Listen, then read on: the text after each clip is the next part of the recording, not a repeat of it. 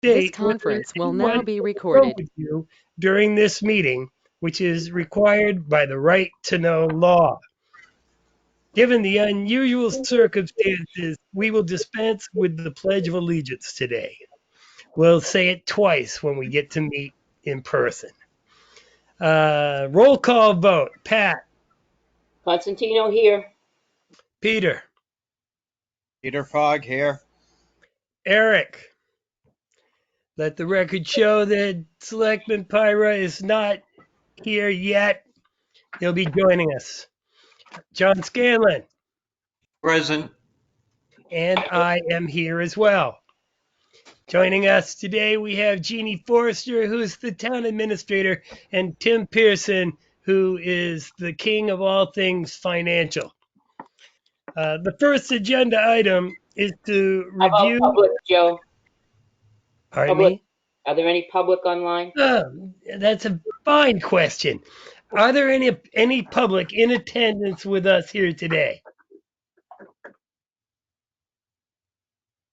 Well, perhaps they'll be joining us with Eric. Joe, just to let you know, Chief is on as well. Okay. Oh, there you go. Ring out there, Chief. Here we go. The first agenda item is to review/approve the minutes of 4/16.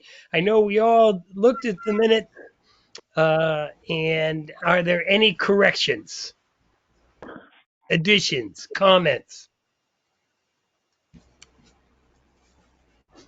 I read them. I didn't have any comments. Okay. Hearing none, make a motion to approve the minutes of March 16th as presented. Roll call vote. Pat? Constantino second. Yes. Pat? Constantino, yes. Fogg, Peter? yes. Jessamine, yes. John? Scanlon, yes. Okay, the motion passes. Is there any questions from the public? All right. Hearing none, we'll move on to the next agenda item. The second agenda item is a report from Police Chief Cormier updating us on activities at the police department. Go for it, Chief. Good evening, Joe. Good evening, Board.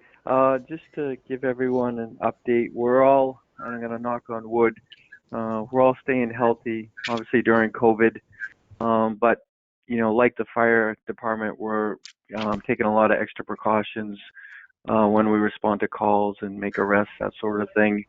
The officers are kind of shifting some of their attention to the closed businesses, especially at night. I think, and you saw in my previous report, we had some nighttime burglaries. We kind of suspected that might happen with all the businesses being closed. So, we just ask the public if they see anything out there suspicious at night, maybe cars in the parking lot of a closed business, to give us a call. We'd rather come out and have it be nothing than find out the next morning they got broken into. Other than that, they're doing okay. We also had a little bit of an uptick in some residential drug traffic cases. So detectives this week shifted some of their focus to that, and working with the DEA to kind of, there's some of the locations that we've dealt with in the past, so they're going to start working on those again. And then with the next several months to get prepared for the eventual move to the new PD, we're doing some housekeeping stuff like inventory and getting the arrest room ready so that when that time comes, we're organized and ready to move over there.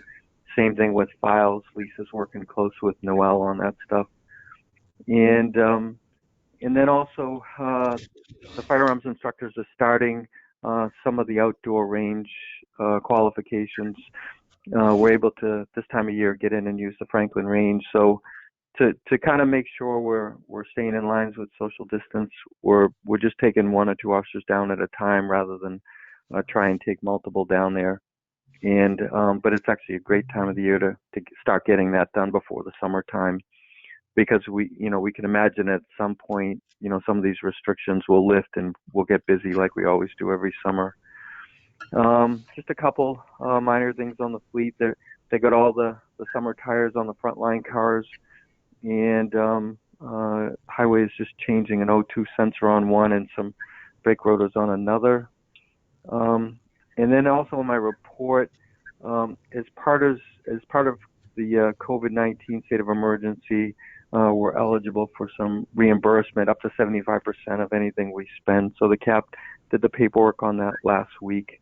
It's about $2,000. We haven't heard when we'll see that yet, but at some point that will probably auto deposit into our account. And I'll work with Tim on that. And then we're just monitoring some of the upcoming meetings and scheduled changes of meetings. Obviously, the fire district was pushed out to May 11th. We haven't heard an update if it's still going to remain May 11th, and school district May 9th. So we're watching those dates to see if they'll change or not. I did get word from Northfield Chief Raffley that he was told Old Home Day was officially canceled.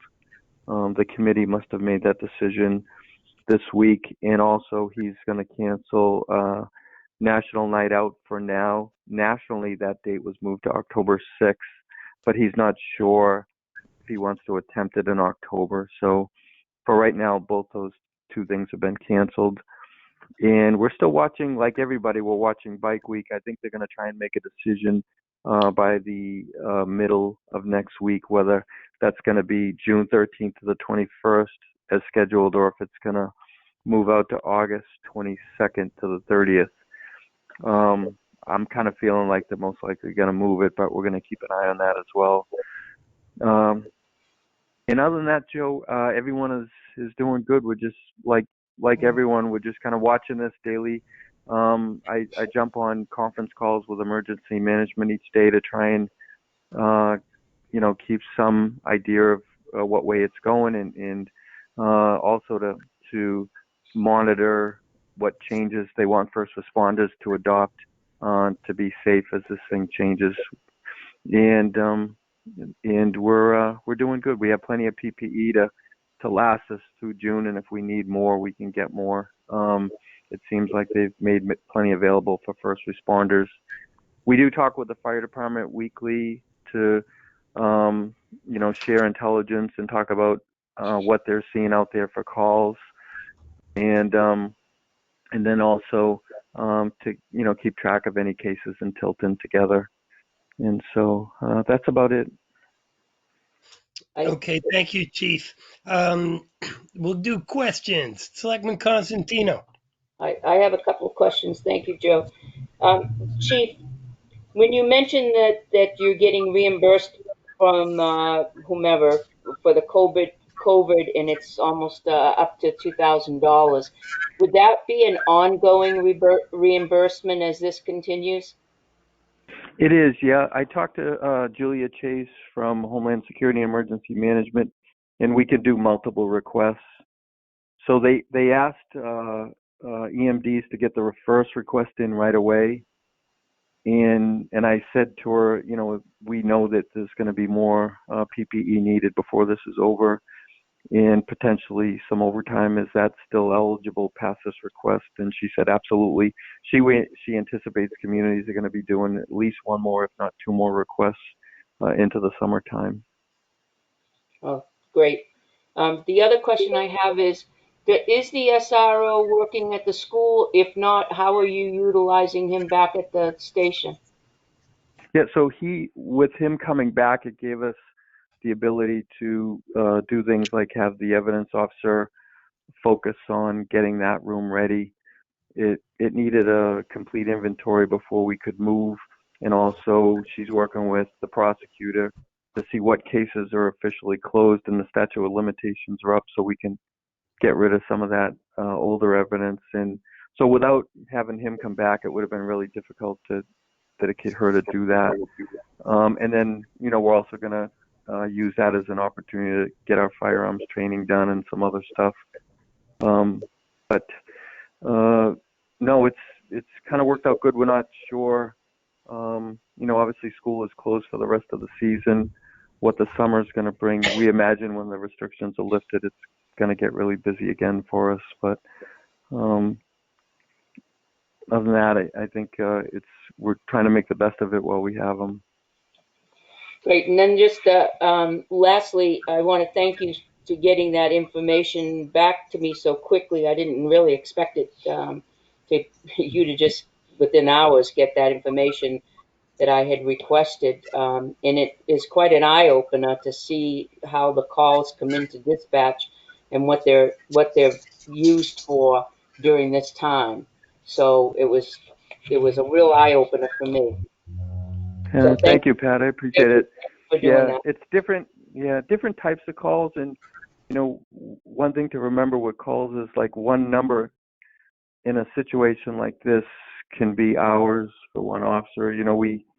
We've had several IEAs in the last month, which is involuntary emergency admittal. So if someone is suicidal or seriously depressed, where they're either going to hurt themselves or others, and we have to take them into custody, that can be anywhere from a 2 to 4 hour commitment for the officer, if not longer. And we have seen an uptick, unfortunately, with COVID-19 for those types of calls. But no, I appreciate it. I wanted to get it out to you as quick as possible, so I jumped on it last night.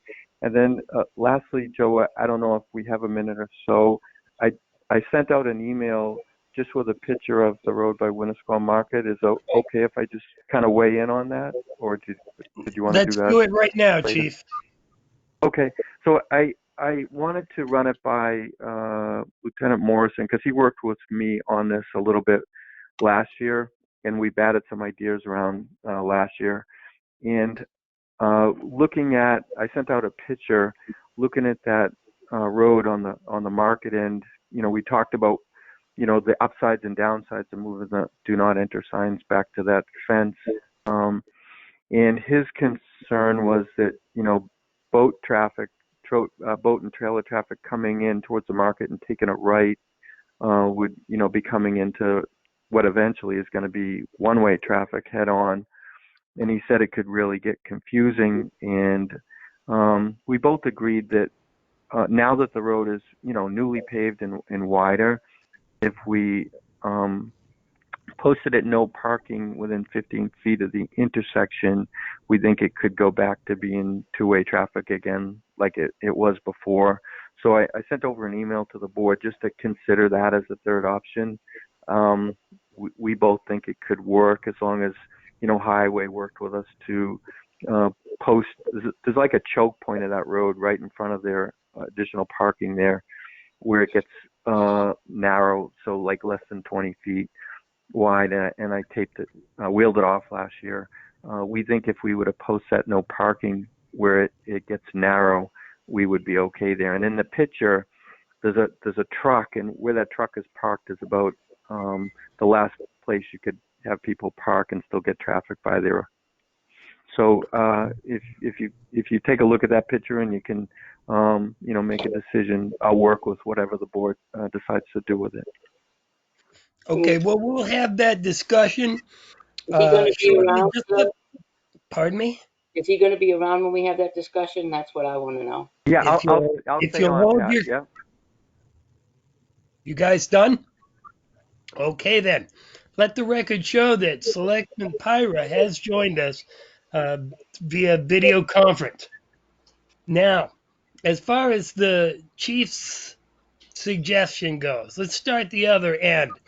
John Scanlon, do you have any input into this? Yeah, I heard the third option. What are your thoughts on that second option, though? Your little input on that. John, is that moving the signs back to the fence about Yes. a quarter of the way back down to the road?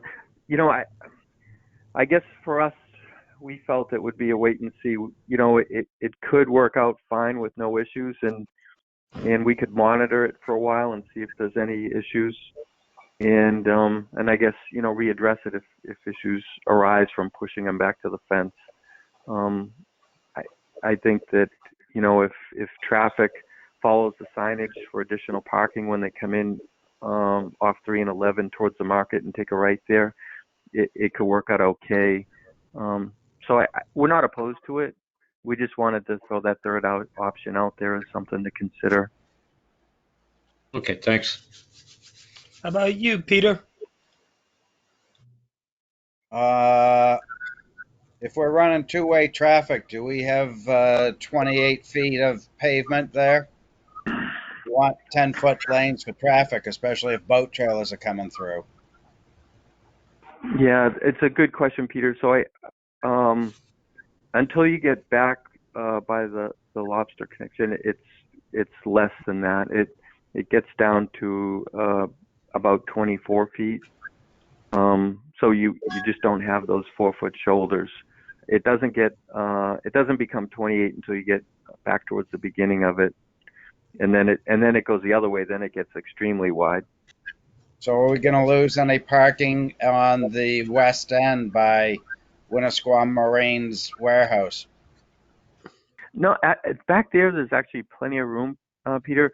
I think the only place where it gets tight, where parking in two-way traffic, where it gets close is from the fence to the market itself.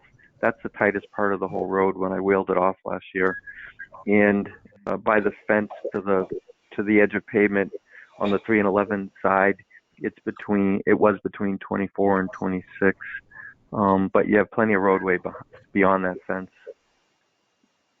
Okay, last comment is I would hope we do a public hearing prior to making any change, because I think we had one to do the change to the one-way and invited all those property owners. Okay, so noted. How about Selectman Pyra? I thought I wasn't on the board when that went to one way, but I thought one of the issues was the lobster place, and I believe the lobster place is moving across the street into the building that's in Samberton. So I don't see a problem with making the road a two-way street again. I've driven by it a couple times to look at it, but that's my thought. Okay, then. How about you, Pat? I have a couple of issues with it. We're making all of these accommodations for one resident in that area, one business owner, number one. Number two, if we back it up, no parking within 15 feet of that entrance, that's exactly where they want to park for Winnisquam Market. That's where their space is. That's where they want to park. Number two, Peter's absolutely right on Winnisquam Marine. He came to every single public hearing and was adamant about being able to bring in trailers and vehicles towing trailers into Winnisquam, which would give them about 28 to 30 feet of room to get in and out of there. That's why we went with the one way, not just lobster connection. And so that area, if you make it a two-way, is going to be a cluster mess in the summer. And exiting on two places down there into the island, the DOT didn't want that to happen on the other end by Winnisquam. So we said it would only happen with Winnisquam, and that would be the cutoff down at that end. So anybody from Lobster Connection on would come out by the lights.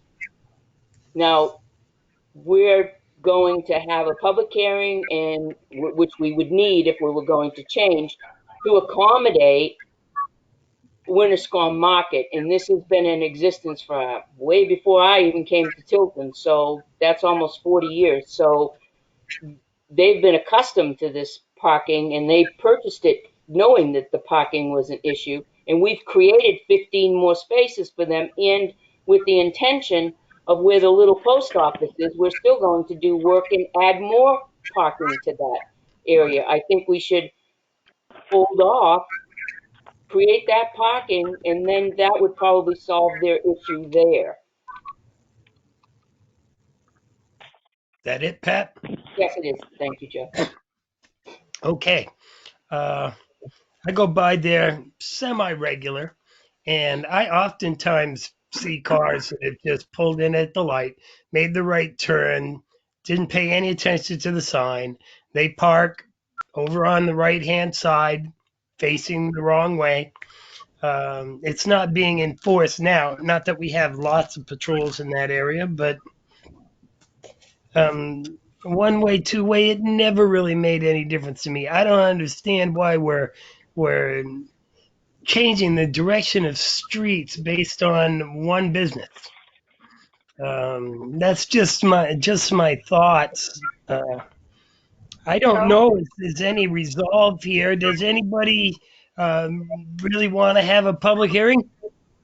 Joe, Joe, can you hear me? Jeannie, Can I say something quickly? So absolutely. just to circle back, the owners are not asking for two-way. The owners came to me and asked me to ask you about moving the do not enter signs back 15, 20 feet so they could access those parking spaces. So it was not an idea that they had. No, I understood that. I understood that. We're not for whatever we've got going on there. We're not enforcing it now. Not for the most part. But in order Uh, to, yeah, in order to do that, Jeannie, the chief is suggesting the other changes. I appreciate that, but I'm not sure that that is necessary to have it a two-way. And I don't know that moving it back, the chief did express to me his concerns about moving it back 20 feet, that it might cause problems. And to your point, you said they bought it knowing that this was the configuration. So maybe you just don't have to do anything at all other than to say, we're not prepared to make a decision yet, or we're going to leave it the way it is. Just because somebody asked doesn't mean you have to say yes or do anything, right? I'll just make a motion to table it for now. we don't. What, Joe? Or let's just put it off. Let's do Let's consensus. just put it off. I don't even think we need a motion to table it because it's not on the floor. Okay. Um, What Mr. is Chair? that, John? Yeah. Yes. If I remember correctly, it was two-way for a while, and he purchased that lot so that he could create parking for his business, and moving it up 15 feet so that people could just go to that parking lot and then pull back out. I think it's something that the neighbors could live with, and if we have a public hearing and get some input, they all might be quite happy with that. That would alleviate additional traffic if they are going to Winnisquam Market from turning in and having to drive through where all of the other neighbors are if they're just going to the market. So it alleviates some traffic down that end. But input from the neighbors, they might be actually very happy with it. And I think that would be a nice thing to do. We don't have to act on it if we don't want to change it, but their input would be important. Well, hearing no overwhelming support for changing the street or having a public hearing, I suggest we move on to the next issue. Well, actually, it's not even the next issue. It's my turn asking the chief questions. so, Um, Mr. Chairman, before we move on, I just want to have closure on that. So I'm going to go back to the property owner or the owners and just say the selectmen at this time don't want to make any changes. That's my impression. I have one that is talking about it, but the rest I don't think so much. I've seen nothing. We made those changes in order to alleviate problems. There is no parking lot beside the store, even if he purchased a piece of property to put one there. So the only place for them to park is to pull in and go up the one-way street the wrong way. It's not our fault. If he puts in a parking lot, maybe we can discuss it again. That would be my feeling, Jeannie. Okay, at this point, that's what I'm going to assume unless I hear otherwise, that the consensus of the board is to come at this time. We're not going to make any changes. Pat? He could always put down where he's supposed to come in, Winnisquam Market, turn here sign. That would be up to the DOT to let him do that. So what you're saying is we're gonna just keep it the way it is for now, right? Yeah, and talk about it later when we determine whether we're going to asphalt that little piece or not. Okay. How about you, Peter? Do nothing now. Okay. How about you, Eric? Status quo. Keep it as it is. Okay. And John, you're still for the public hearing? Yeah, I think we should list a little more. You look at this thing, there is a parking lot there that he purchased. He bought that And parking lot. if you see, he can't access the parking lot he purchased. Well, he can access it from the other end of the street. So, Yeah, that's that's my thought. Okay, you have a consensus. The status quo it is. Thank Okay, you. Chief. Yeah, go ahead, Joe. Okay. Um, I would like to know about the opportunities available to the uh, people at the police department for antibody testing for COVID-19. Do they have access to tests if they think they might be exposed? They do through Convenient MD. They do first responder testing, and if a first responder gets tested at Convenient MD, we're allowed to run our own samples down to the state lab directly, and they expedite it for us. But they do want the first responder to be symptomatic, and so again, I'm going to knock on wood, we haven't got there, but we do have that opportunity though if we need it, and they kind of rush us right in. Okay, is there a cost to having the first responders test? Yeah, on the calls, the weekly calls, Primex has said they will cover the cost. If not, it's also reimbursable through our request through emergency management. So either way, it's covered. Okay. You made a statement that the COVID costs incurred by the department were reimbursable, and that the money, and I think this is a quote, will go in our account.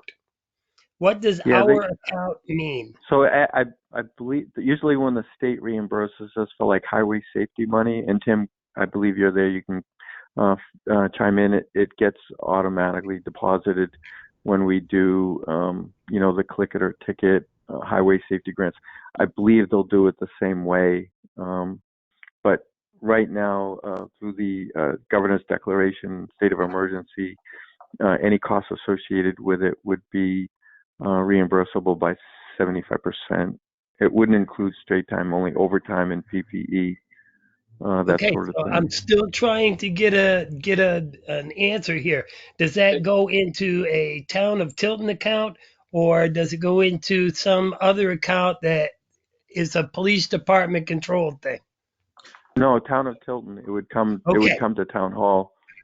okay, Yeah, that's the I end of can my confirm questions. that it goes into our regular operating account, and Okay, because we've already expended the funds, we track it. We track any billing for the state, and I have a list of items that we've expended, and the captain's been good about sending things through.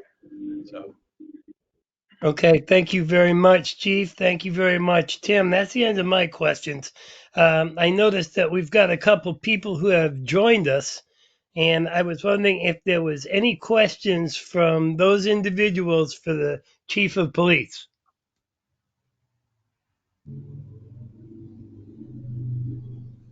Hello? Okay, well, if all of a sudden you come online or think of a question, just stop me and we'll go back. Our uh, next agenda issue is our finance IT director, Tim Pearson. Okay, so I have two things to go through with you.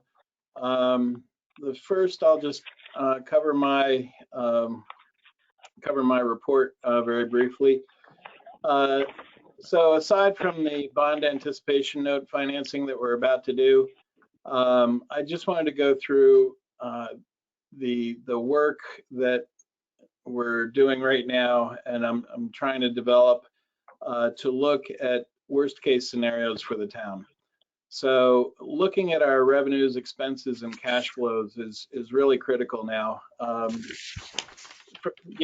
For instance, our SRO billing. So our SRO activity ended on March 13th, and therefore, even though we budgeted for the entire year, we're only going to be able to recoup about 75% of what was originally estimated to be billed.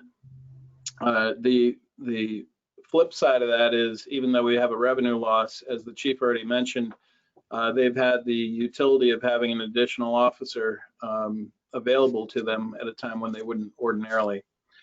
The other revenue concern is in tax receipts. So typically when a first bill goes out, we collect 81% of that on average. It does vary by year, but on average, going back about 5 years, 81% by the due date, and about 94% 30 days after the due date. So that's a pretty, I think that's a pretty healthy collection ratio. So if for some reason our tax receipts come in very light or slowly, or are just fall off a cliff, what we'll have to do is we will have to borrow against our line of credit. And right now we have available $2 million, which based on the time of year that we're going into and the payables requirements we're looking at, and this has nothing to do with the police building, so just keep that in mind. These are our operating revenues and expenses. We're looking at about 2.5 months, if we're lucky, of cash flow if we had no tax receipts coming in. So clearly we'll have some. So I'm working on the models to determine, based on our cash flow prior years and how things look, the worst case is that we'd have to pare back expenses. So otherwise we might be in danger of not making our payroll or payables obligations, and certainly we don't want to be in that situation. So we have to plan ahead. We have to be prepared to keep a real close eye on it, and we have to be prepared to act if required.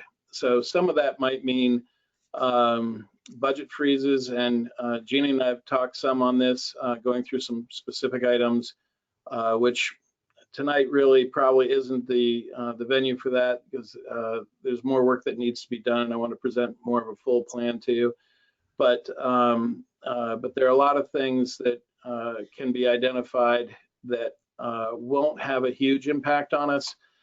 And then as you delve deeper and deeper in, then we'll be looking at more difficult discussions and items as to whether that's going to affect the services that we can provide. So hopefully we won't be in any kind of situation to have to act on any of these, but to not plan ahead and have some type of roadmap and be able to adjust along the way. If we're ahead of plan or behind plan, or things are more unexpected, at least we'll have something that we can act on. So that's where we are right now. I will be making very specific recommendations to freeze certain budget lines and to move budget monies in anticipation of what we know is going to be some reduction in revenues. So those will be coming shortly. Okay. So if I may, if I could get us started on the bond anticipation note. There's quite a bit that has to happen tonight. Just so that you all know, our bond counsel, Divine Millamant, has prepared all these documents for your signature. They have worked with the bank and made sure that everything is in order. The work that they're doing on this bond anticipation note is also applicable to our regular long-term bond offering. So all the documentation that we've been culling together, all the work that the bond counsel has done, their letter certifying the tax exempt status of this bond, everything that's gone into it is applicable not only to this bond anticipation note, the short-term 1 year, but also to the long-term bond. So in any event, there are a number of motions that have to be made and roll call votes after each one. And then at the end, the bond council would like the board to pause as if you're in a physically connected meeting where you would typically say, okay, we're going to sign the documents now, and then you go through and access the Sign Now app and sign those documents. They're numbered 1 through 6. So Joe, may I turn it over to you to read these? I think that would be a fine idea. Great, Here thank we you. go. I would like to make a motion. As we, the Town of Tilton Board of Selectmen, previously voted to enter into a bond anticipation note with Franklin Savings Bank on April 20th, 2020. Okay, let me go back. April 2nd, 2020. I move that the Board of Selectmen ratify the Franklin Savings Bank commitment letter previously signed. Do I hear a second? Constantino, second. Roll call. Is there any discussion? Hearing none. Roll call vote. Selectman Constantino. Yes. Selectman Fogg. Selectman Fogg.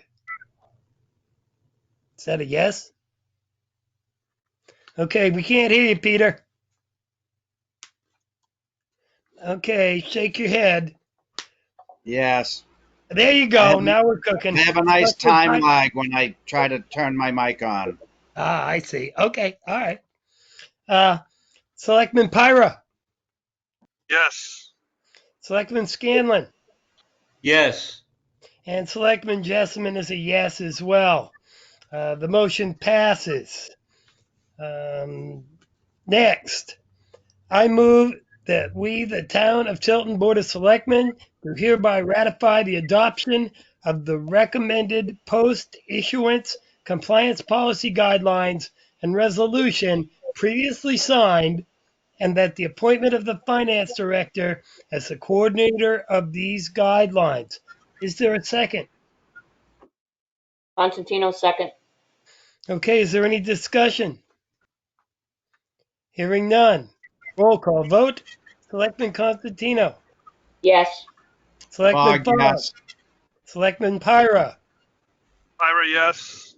Selectman Scanlon. Yes.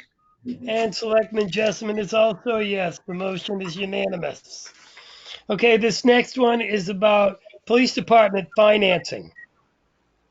I move that in conjunction with the bond anticipation note financing, the Town of Tilton Board of Selectmen do hereby resolve that, number one, the authorization of at least a majority of the Board of Selectmen and the Treasurer to sign the note or to have said signatures printed electronically or in facsimile on the note and to affix the town's seal thereto is hereby approved.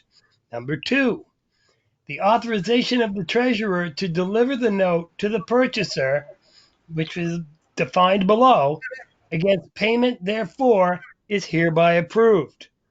3. The authorization of at least a majority of the Board of Selectmen and the Treasurer to execute and deliver a resolution of the governing board, a signature, and no litigation certificate with receipt, a no arbitrage and tax certificate, a line of credit rider, and IRS Form 8038-G in substantially the form presented to this meeting, and such other documents as may be necessary or appropriate to accomplish the sale and delivery of the note in accordance with the foregoing is hereby approved. 4. The authorization of the town to act as its own paying agent with respect to the note is hereby approved. 5. The terms of the note, including without limitation, the amount, interest rate, premium, if any, maturity and form, and the sale of the note to the purchasers thereof as set forth on Schedule A to the resolution of governing board, collectively known as the purchaser, all as being in the best interest of the town are hereby approved. And 6, a majority of the governing board is hereby authorized to sign one or more schedules in the form attached to the line of credit rider to draw upon the line of credit. Is there a second? Scanlon, second.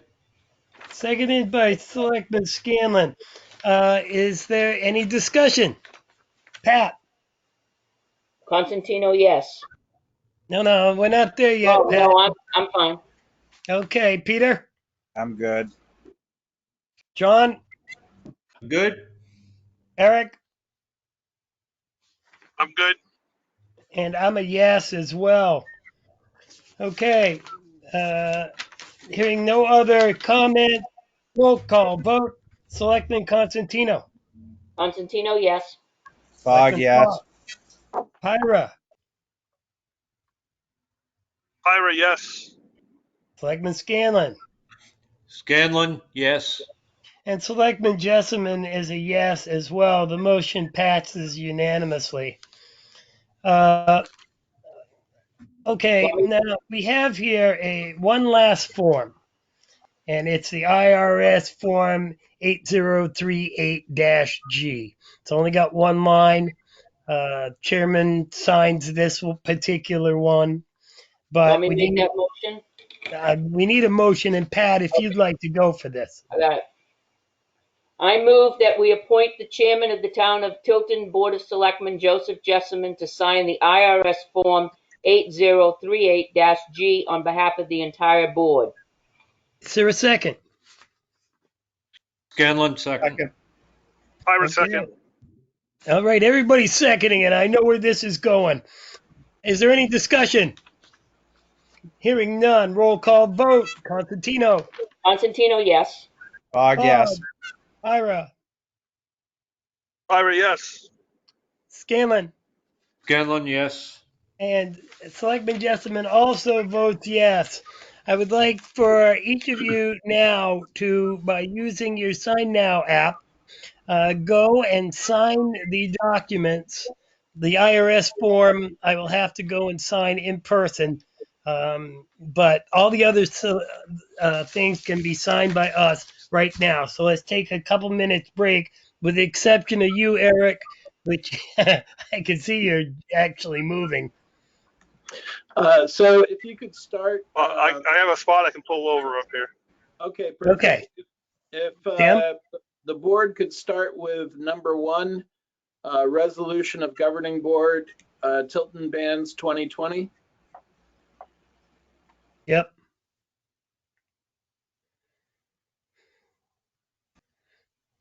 Technology is a wonderful thing.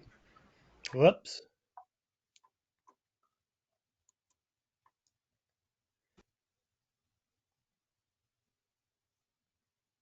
Okay, I'm just waiting on Selectman Jessman and Selectman Pyra to sign that one. I have the other 3 plus the treasurer. Okay. I'm good on that one. Okay. All right, very good. Eric, I'm just waiting on you to sign number 1. If you could go ahead and sign number 2, the signature no litigation certificate, Tilton Bands 2020.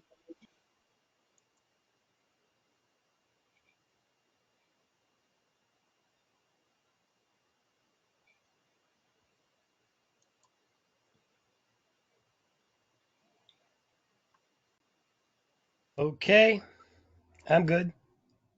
Okay, I'm just waiting on, looks like Eric and Peter to sign number 2. I'm sure it's probably coming in.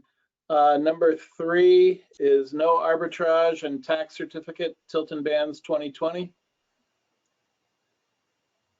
If the internet cooperates, I can sign. I've got the wheel of death. Okay, I'm on the wrong side of the lake, Joe. I hear you, buddy. Okay, well, there's 3 on there right now. There are. So let's move on to 4, bond anticipation note, ban 2020.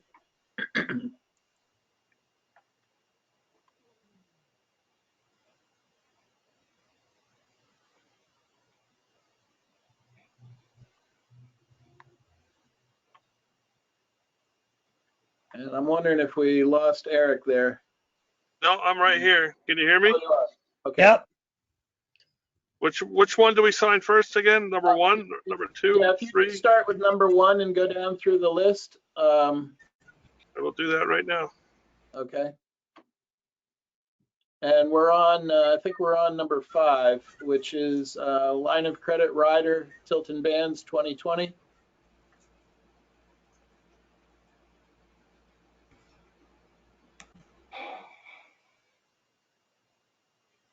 Okay, number 1 resolution of governing board is complete. Thank you.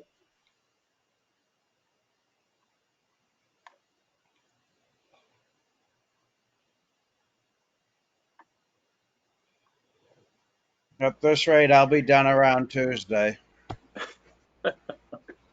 Have you signed number 2 yet? No, I'm still waiting, Tim. Wheel of death. Okay. Do you have the app on your phone by any chance? Yeah. Goes real quick for me, Peter, if you put the app on your phone.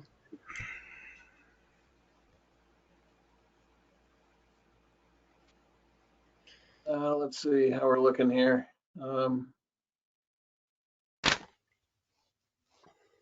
Okay, IRS form is signed, number 6, Form 8038, Tilton Bands. Thank you, Joe. And I will come in tomorrow to sign it in person. Right, it's just so the board knows, it is the only form that an electronic signature is not permanently accepted. So he has to come in to sign 3 copies of it, but the electronic signature will work for the purposes of the closing. Okay, is everybody good to go? Are you good to go here, Tim? Looking, it looks like 3 and 4 are 2, 3, and 4. Eric, it looks like you haven't signed number 5 yet. I just did. You just did, okay. And it looks like other than that, we're just waiting on Peter's signature for 2, 3, 4, and 5. 2 through 5.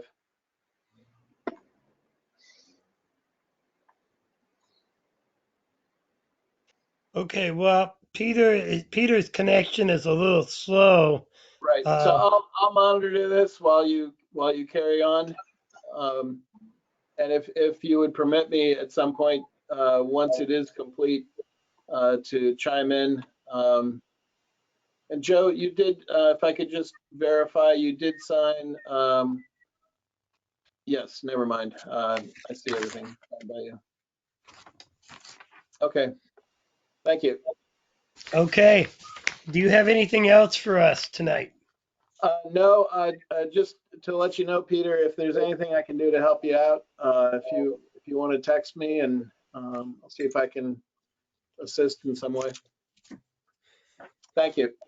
Mr. Chair, Yes. I have a question for Tim. Seeing as we lost revenue, the school district was still billed from the taxpayers for paying for that in advance. Would they be refunding any of that monies back to the towns for unexpended invoices? No, we actually, the billing is done in the spring, so we're doing the billing now. That's the schedule that we've always been on. So there wouldn't be any money refunded. It's just that we would bill less. Well, actually, my question's a little different than that. Oh, I'm sorry. Yeah, my question is that the school district budget included the monies to pay that bill off, pay off that invoice. if they will not be billed for it, would the school district be refunding that money to the towns as opposed to just keeping it and spending it elsewhere? Well, I can tell you as a budget committee member, that is up to the school board and their finance committee to do, but I mean, it can certainly be requested, but it doesn't necessarily mean that's going to happen. My thoughts is that perhaps the school district could look at returning any tax monies that were saved to the town as opposed to keeping it in their general fund and spending it elsewhere. As the towns are a little bit strapped for some of their stuff, perhaps that would be a good thing to do. Maybe we Well, could. and that's one of the challenges we have budget-wise, because our commitment to the fire district and school district doesn't change. So we're required by law to remit the certain monies to them. So unless there's an executive order changing that, that's part of our rock and a hard place. The other thing is to keep in mind that there hasn't been a school district meeting to approve the budget. And I know that at their last school board meeting, I believe they discussed that. There's one other district in the state that was trying to hold a virtual meeting, that was Bo, I believe. So I think they're trying to determine, how they're going to do this, and I'm sure they're not alone. And the fire district also, I believe, is in the same boat. I don't know if there's any schedule or determination when that might be held or how it could be held. But we're still required by law to do both, both of those as well as the county. So. Thank you. Yep. Okay. Are there any other questions for the IT finance manager? Are there any questions from the public? Okay, hearing none, we move on. The next agenda items are the Selectmen's report. We'll start off with Selectman Pyra. I have really nothing to report other than I did receive a complaint that no one on Cedar Street was notified of the work beginning again. So that was just a complaint from a neighbor and what was going on. But other than that, I have nothing else at this time. Well, I have something to inject at that point, a question. Do we ordinarily let people know in advance by sending out notices or any of that stuff when we're going to be doing road work on a specific day? Just curious whether Public Works does that or not. It depends on the it depends on the extent of the road work, Joe. But there's two, may I say something to this? Please. There are two things going on at Cedar Street simultaneously, and I think that some of the residents were thinking that they both interacted with the town, and one was the old Daniels property, and they are digging out back. It's an environmental company that they hired to do. I think it's to remove the oil tank or repair the oil tank or something, but they dug up in between the back of the garage, in between the beige home, and there was a skidder there and some equipment, and they thought that they were digging up Cedar Street. I got a number of calls on that. This morning, Highway saw cut the pothole areas, the rough areas on Cedar Street, prepared them for asphalt for tomorrow for a base. So there's two things going on in Cedar Street, right in the same area. Okay. Have you got anything else, Eric? No, I'm good for today. Okay, Selectman Scanlon. Not much. I just would like to bring to notice that the flowers are just beginning to bloom in town, and if we get some sunshine, I think they're going to pop in the next week. Keep your eyes open. And thanks, Jeannie, for all your efforts in getting that done. I anxiously await.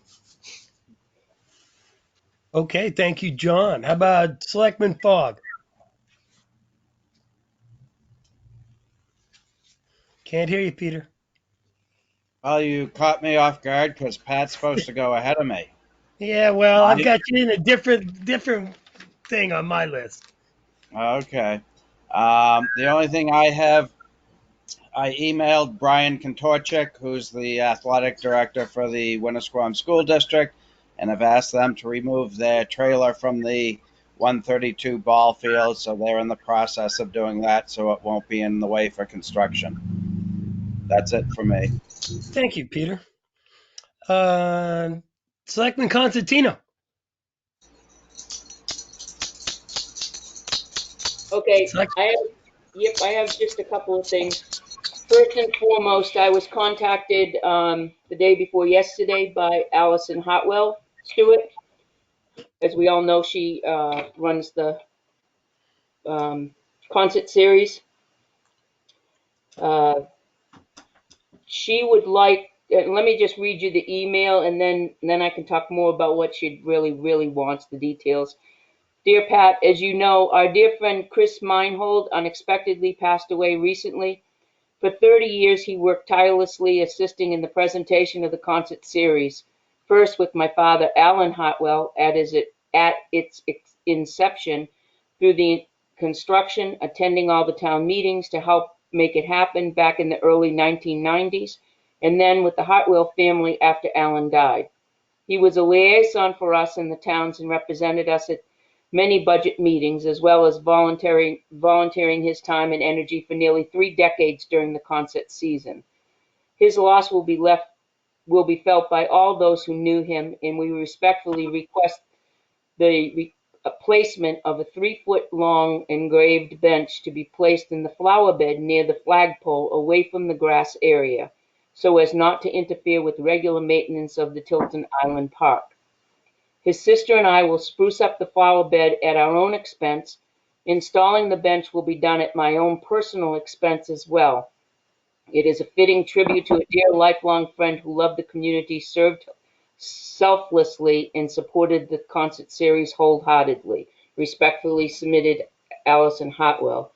In my understanding, it's a granite, it's a granite bench, and it's only 3 feet long, and that she'll have it professionally installed, and then the flower bed area where she's going to have it go in, she's going to put perennials in there and spruce it up. Okay. That's an action item. Okay. Right. Let's move this right along. Peter, are you in favor of this?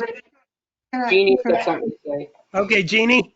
I just wanted to ask the question, since the island is still half owned by Northfield, you probably need to get them, unless this letter has already been sent to Northfield. But once we have a consensus, then I was going to ask that you send it to Northfield and get a consensus there. All right, we're back to Peter. Where is the bench going to be located, please? In the flower bed, by the flagpole, near the flagpole, away from the grass area. So up on the back side of the river. Okay. That's all I had. Thank you. Okay, John. I think that's a great tribute to Mr. Meinhold and all that he's done, and I'm confident that the Hartwell family will do an excellent job at landscaping and making that very nice. I'm for it. Eric. Ditto to what John said. I love it. Short and sweet. And I am a yes. So we definitely have a consensus here. Jeannie, if you could send that information over to Stephanie, and we're all for it in Tilton. All right, Pat, you So, have other things? Jeannie, I'll forward this email to you, and then you can kind of follow up with that. He lived in Northfield. Okay, thank you. Okay. Yes, the executive committee met yesterday, and we set up. Well, we're trying to set up with Cindy Yansky a driver policy. They were gracious enough to show us what they have for driver policy, so we've got a decent amount of framework to choose from. So we're working diligently on that. Also, we weren't able to swear all our members in, Jeannie. We still have Emily to swear in. She'll come by town hall. The other thing, you're going to bring up the trainer in your items, Jeannie? Yes. Okay. All right. So I think that's it for me. Thank Thank you. you, Pat. Pat, I have a question for you. Have Hmm. we taken receipt of the van yet? Oh yes, we have it's at the Public Works. Kevin has looked it over. He made a couple of adjustments to the harness underneath the hood. He didn't kind of like the way it was sitting, so he uh, just made it a little bit more secure. I think that's all he did to it. We registered it with temporary plates, and then I went down and we got the permanent plates a couple of days ago. So it goes over to Kelly Sedgley the first week in May, and they're going to take off the Granite State Independent Living off of it and put Tilton Senior Center on it. Outstanding. Have we made any? There was some talk about sponsoring businesses and what have you, and I wondered if anything had happened with that. We hadn't gone that far yet, Joe. What we're trying to do is get the volunteers that want to drive uh, trained in there's a question on the medical card, so getting them situated with the medical card during the COVID season. We have to figure out who's doing that now. Okay.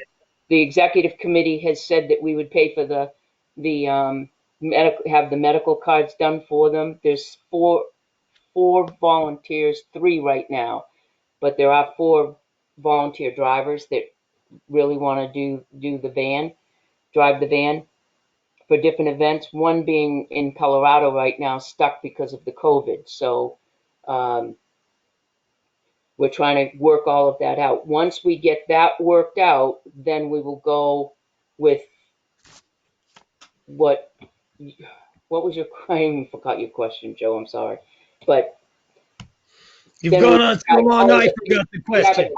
the advertisement, because Kelly's going to Yeah. set that up.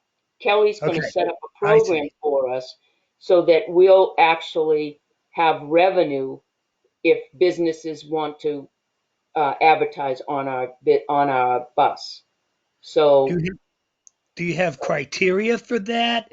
Is anybody going to? I mean, are you doing vape shops, restaurants, ECIO? What are you doing? I can't speak for the entire board, but I'm going to Okay. probably go out of the limb here and say um, folks that support the senior center. There you go. Okay. That takes care of my questions. So Okay. I'm next on the list, and I have several things. Number one, residents who need assistance in any area, including COVID 19 related issues, should dial 211. 211 is the connection for New Hampshire residents to the most up to date resources they need from specially trained information and referral specialists. Two, due to COVID 19 and the need for social distancing, we have directed our Department of Public Works to hold off on putting down the benches in town. As soon as it is determined to be safe, the benches will go back out. Three, all town buildings remain closed to the public until May 4th. and it looks like that closure may be extended. For an up-to-date information, visit our website at tiltonnh.org. 4. While our public buildings are closed, I am happy to report that our departments continue to operate and services are being delivered to residents and customers. Methods and explanation of service delivery are posted on our website.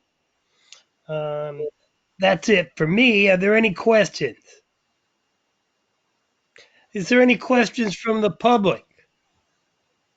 I Hearing have none. one, I, I have one question for Jeannie or Tim.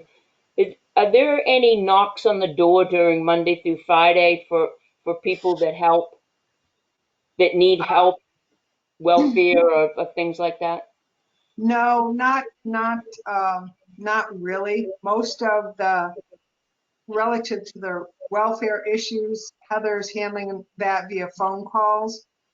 If folks come to the door, it's because they've made an appointment either to get sworn in for something, or it's somebody from the police department, it's, needing to get sign off on things. But it's been amazing how, there really does not seem to be any disruption.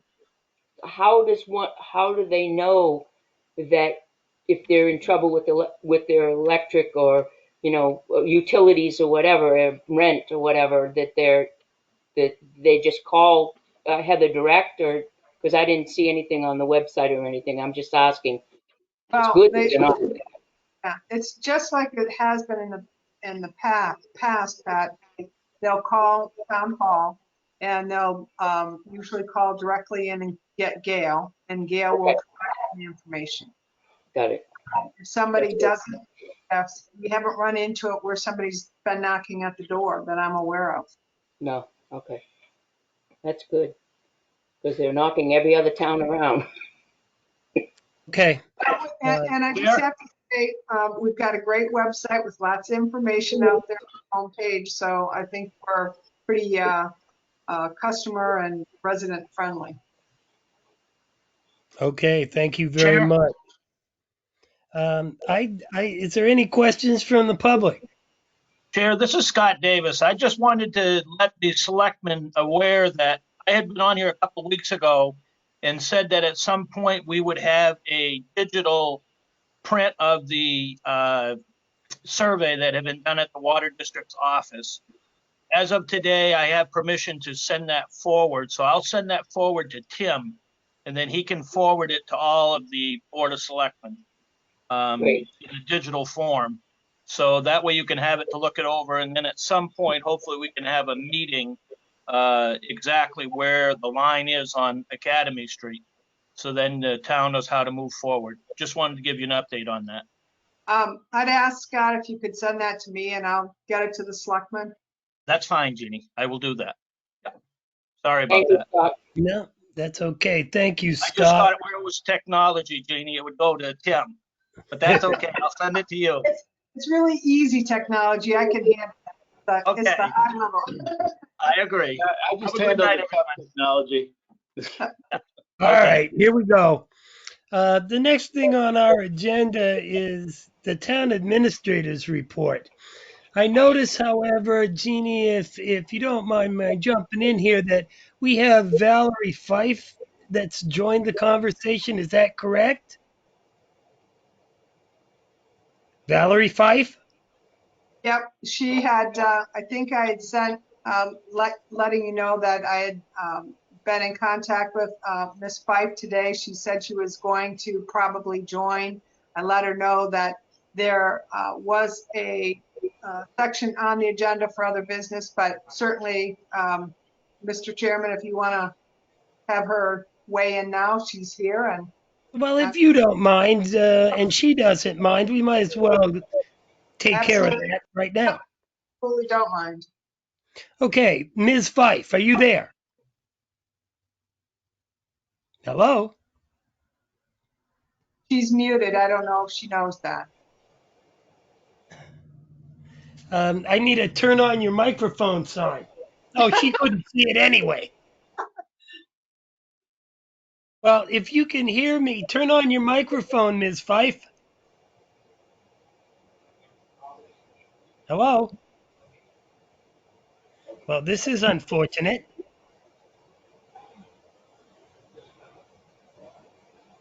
Okay, well, hopefully I Ms. think Fife I'm can join. on. There she Say what? is. There There There I we she am. go. is. I'm All sorry, I'm right. not very technical. Neither are we, with the exception of Tim here. So thank you for joining the meeting today. And I understand that you would like to address the board. So the floor is yours. Thank you. I don't know if Jeannie had a chance to forward any of my letters, how much anyone knows. Where should I begin? I did Uh, forward your letters to the board, Ms. Fife. Okay, well, basically, I own a small house on Morrison. I've owned it for 22 years. I rented it out for 20. The tenants that are there now have been there 20 years.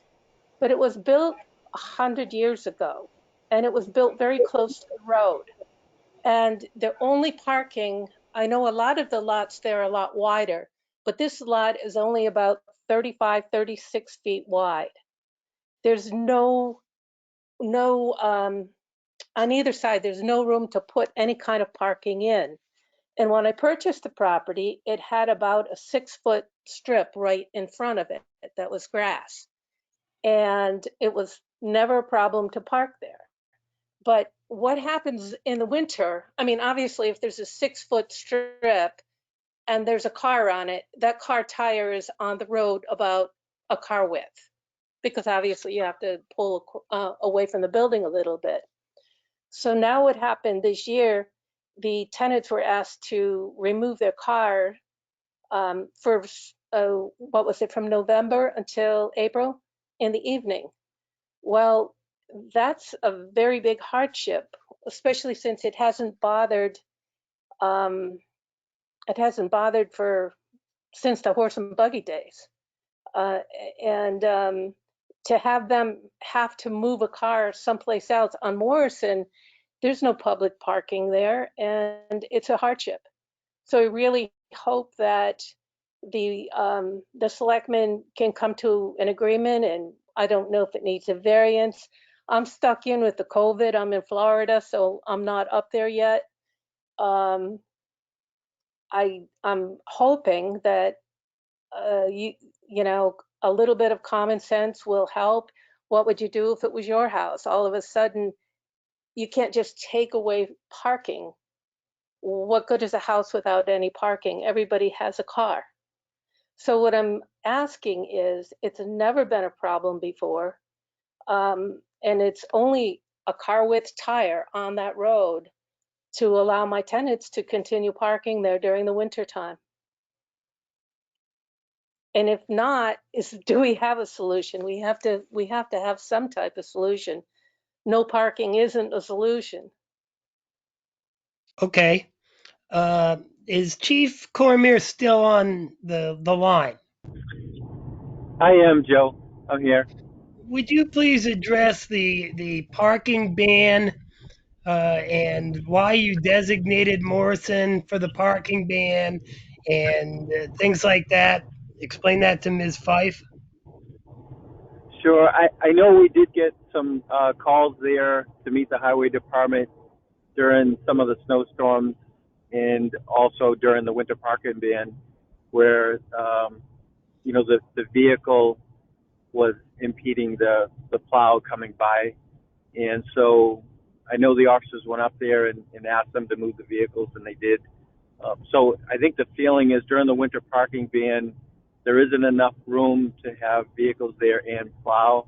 Um, and so it would really be, I guess, something dependent on the type and the amount of snowfall that we get with a storm, whether we would be able to allow cars to be parked there in front of the house.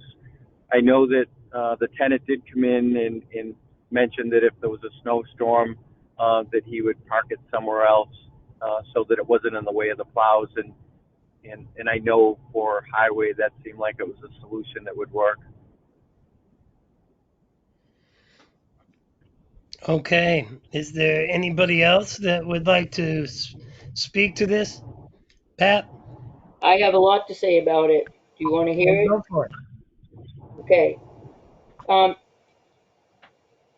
this kind of situation, as you know, hits very close to home because I had the same situation years ago on Maple Court when they put the snow ban in.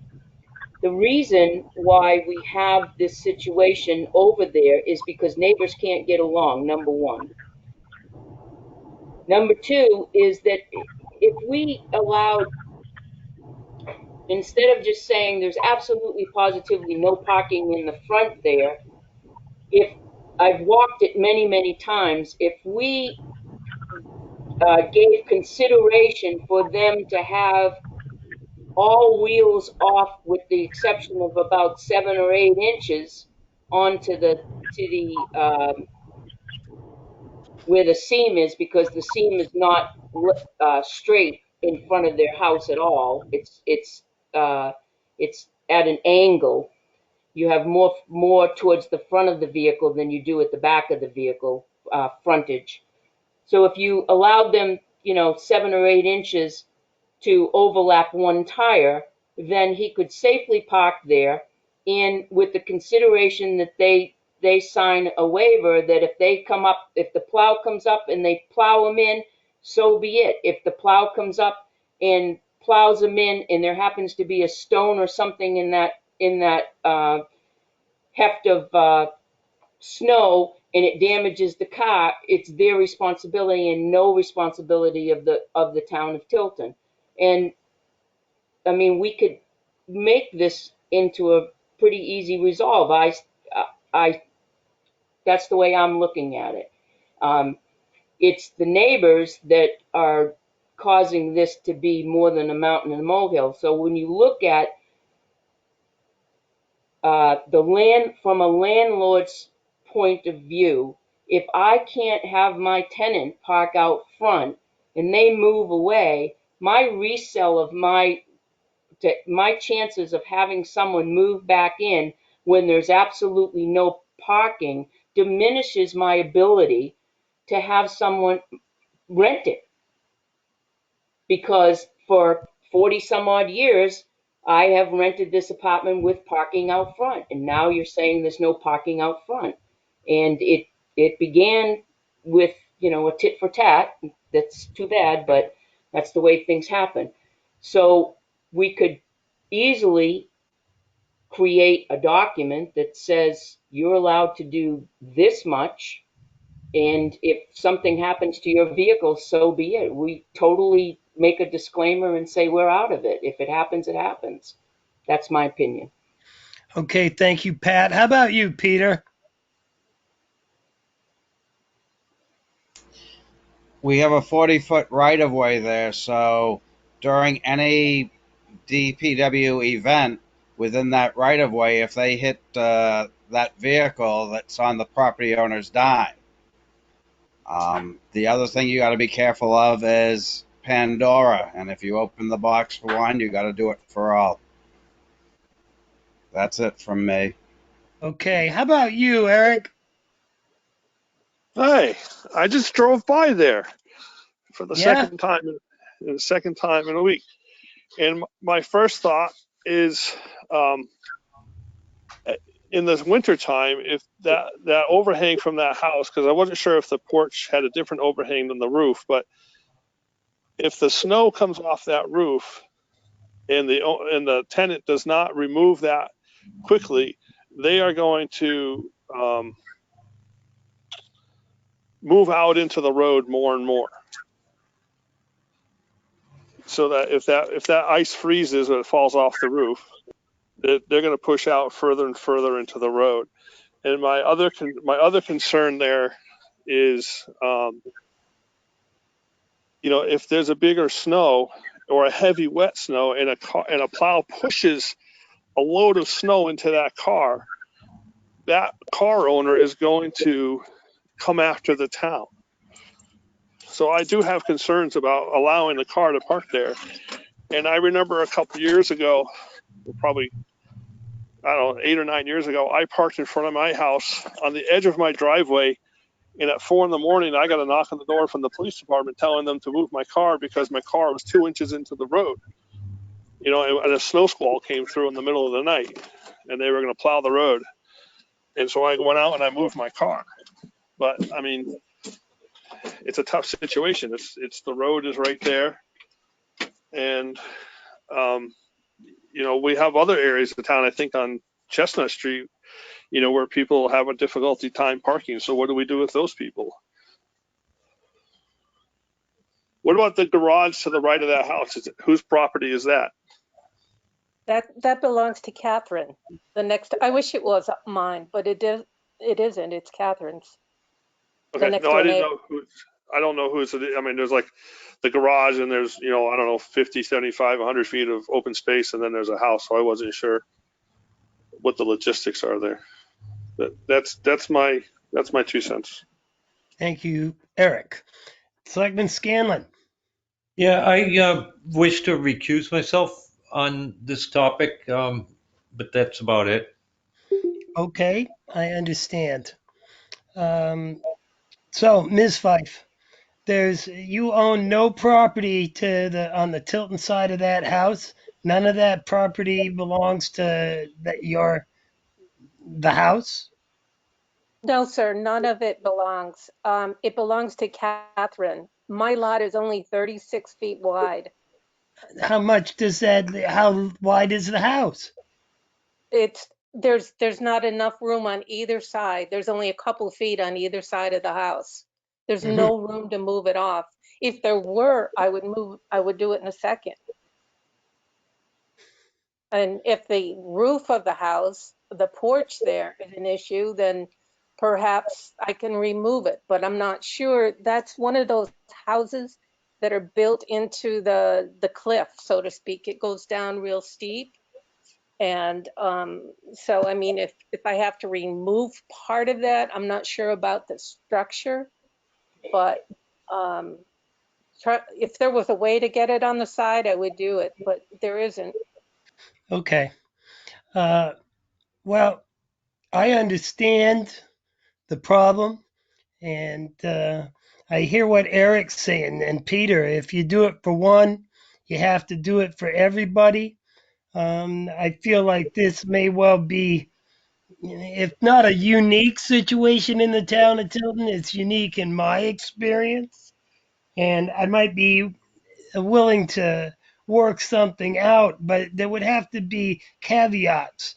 The town has to be completely absolved of all responsibility for the car. Not that we would certainly do everything to not hit it or injure it, but hey, sometimes we knock down mailboxes, and we don't mean to do that either. Right. We can't take responsibility for the car being, literally 3 inches in the road in a snowstorm, and so that's what my feeling is on this. I don't know. We'll have to discuss this as a board to and bring in the police chief and the Department of Public Works to find out if that's a good resolve. Currently, we are in contact with a surveyor to get an accurate reading of exactly where the town's right of way is. And that might change the whole discussion. Don't know yet because the guy has yet to actually go out and do the work to the best of my knowledge. And let me stop myself and ask the town administrator, Jeannie, is what I just said correct? Um, at the direction of the board, I went out and got a quote for a surveyor to survey the property. I brought that quote back to the select board, and if you recall, the select board then directed me to get 2 more quotes from other surveyors to see what those costs would be for comparison. So at this point, I do not have those 2 other quotes for you to compare to. Is that because nobody responded to your request?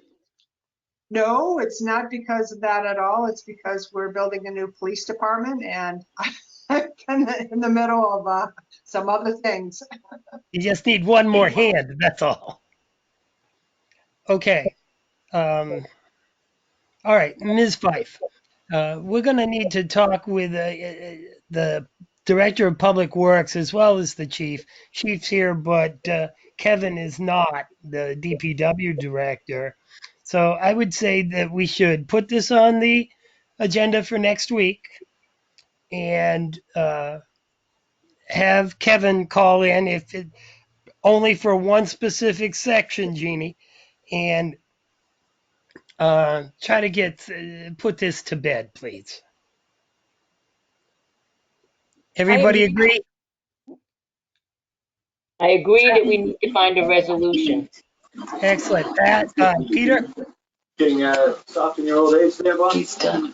Prime of your youth, sir? Please tell me that's done. I hear people talking, but not the one guy I want to talk. How about you, Peter? I'm all set until we get the survey done.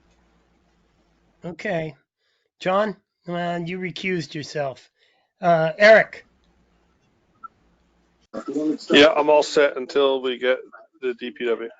Okay. We will have that meeting next week. If you'd like to join us and be a part of that, Ms. Fife, then by all means, please do. And we'll get the information sent out for when exactly that meeting will happen so that you can call in and be a part of it. Thank you so much. If we can come to agreement somehow, I really appreciate it. If I have to make some minor adjustments or somebody has some, suggestions, I'm open to it. But I can't lose parking, as you would all know, especially in Morrison. Where do you walk to? Not too many places. My house is absolutely no good without parking in front. And like I said, I mean, hopefully, I really appreciate you all listening to me, and I know it's an unusual situation, and I thank you. Okay, thank you for joining us, Ms. Fife. We'll now move on to the next agenda item, which is Jeannie Forrester and the Town Administrator's Report. Thank you, Mr. Chairman. So the first item on my weekly update is the sweeping bids. And just as a refresher, recall that we sent out RFPs. We received 4 back, 1 from Ruel. Actually, we sent out 4 bids, or 4. Ruel Sweeping did receive it, but they're no longer sweeping, so they didn't put in a bid. Avery Sweeping is permanently closed. Mike Rabbit Enterprise left a message and we still haven't heard back. So Immaculate Power Sweeping was the only one who responded to the bid. And you'll recall we opened that bid up a couple weeks ago, I think. We then sent out a KRM Landscaping, which is a new business in Tilton, and asked them for a bid. And just as a reminder, the proposal from Immaculate was $145 an hour plus $150 a day travel. They are Pelham, New Hampshire. The bid from KRM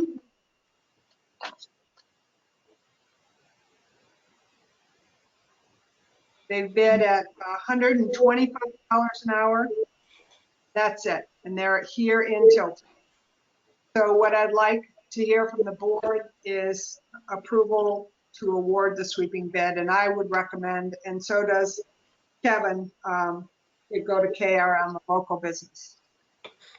Is there a motion to be made? Can I ask a question on that? Oh, well, we can discuss it after the motion. I also move that Constantino moves that we accept the bid for KRM. Is there a second? Is there a second? Fogg, second. Seconded by Selectman Fogg. Is there any discussion? Pat? Um, Jeannie, when Kevin was here, we had asked him to take a look at utilizing the contractor more in places instead of the multi one because it took up a little bit more of the labor. Has he looked at that and increased the roads that he would have KRM do? I would say, I'm sure that he's looked at it, Pat, but I don't believe looking at this bid. So this bid that went out was based on apples to apples.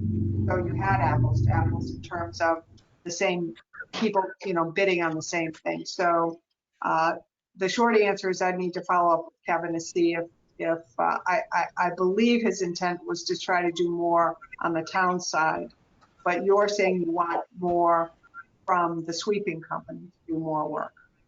When we spoke with him, and this might be another thing to ask Kevin directly. When we spoke with him, particularly in the village areas, if he's going to do the multi one, and you have 2 or 3 people, a couple in the truck and one using the multi one and one on the shoveling, now you have 3 or 4 employees where KRM can go in at $125 an hour and sweep the street 2 sweeps and you're done.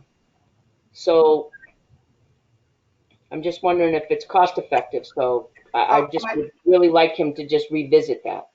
I would hazard a guess, knowing Kevin, that he's all about saving the town money and he's all about being efficient. So I'm sure that he's done that. He's going to be here next week to talk with you about Morrison Avenue, so you could ask him then. But I'm pretty confident he looked at all that and has looked at the most efficient way to get that done.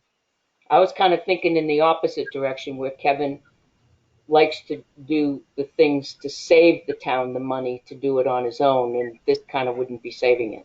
That's the way I was kind of looking at it. But you're right. He did the work. Well, yeah, but he'd look at that, Pat. Yeah, Definitely. you're right. Good point. Anything else, Pat? No, I'm good. Peter? Peter's good, apparently. Eric? Microphone, buddy. There you go. The delay, Joe's the problem. Oh, I'm sorry. Technology, buddy. I'm still getting used to it. Peter? No, I'm fine. It's just when you call on us, if we're muted, you got to wait about 10, 15 seconds. Oh, okay. All right. Thank you. How about you, Eric?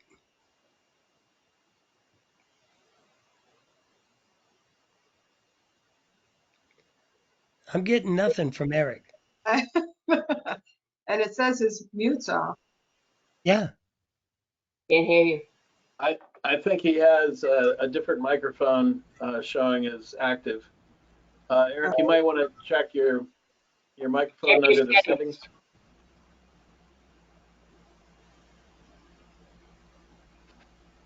Well, Eric's working out his issue there. How about you, John? Yeah, I'm for letting Kevin look at his schedule, and if it fits into his schedule to do the work without interrupting any other stuff, that's fine.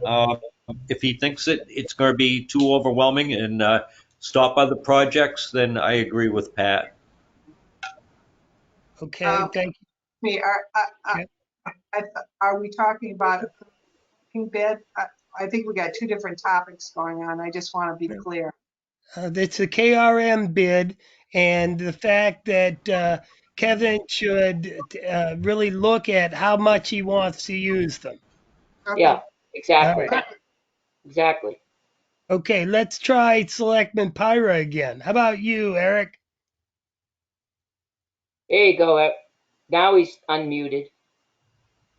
Eric? Don't hear him. No, I don't hear him either. Well, that's too bad. And I don't even know if he can see me anymore. There you Yeah, go. we can't Eric's hear you. good. Okay. Eric, it's a yes. Okay. So, is there any other discussion? Yeah, Hearing Mr. none. Chair. Mr. Chair? Yes. John. Yeah, I am for going ahead with the bid and let Kevin figure out what part of it he can do. So I'm for the Okay. bid. Alrighty. Excellent. Uh, so, if there's no other discussion, we'll take a roll call vote. Selectman Constantino. Constantino votes yes. Peter. Yes. Eric. Eric. Thumbs up. Eric. Yes. All right. Pyra, yes. Excellent. I like that, Eric. John Scanlon. Scanlon, yes. And Jessamine is a yes. That's unanimous. The motion passes. Okay, Jeannie. Thank you. Technology. Update on police station activity. There are 2 applications from the New Hampshire Department of Environmental Services that need to be signed. One is an application for a subdivision of land owner certification, and the second is for an application for individual sewage disposal system approval owner certification.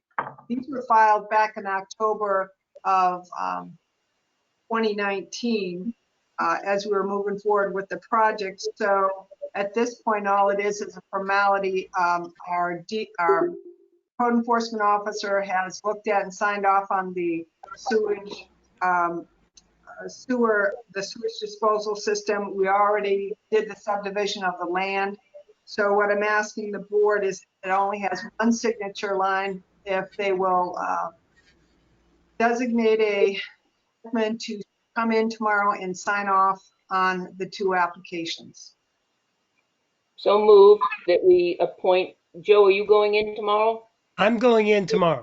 So I move that the chairman sign the necessary documents for the police building. Is there a second? Bog second. Thank you, Peter. Is there any discussion?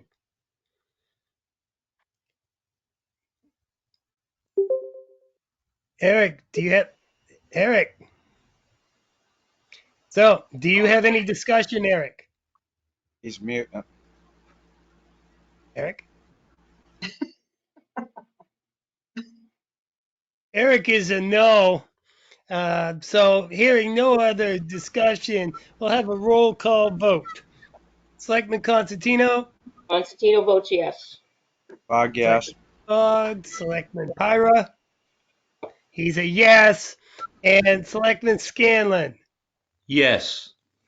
Selectman Jessamine votes yes, and the vote is unanimous. Thank Jeannie.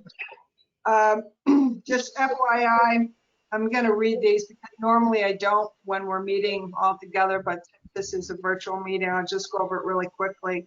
We have a contract with John Turner Consulting.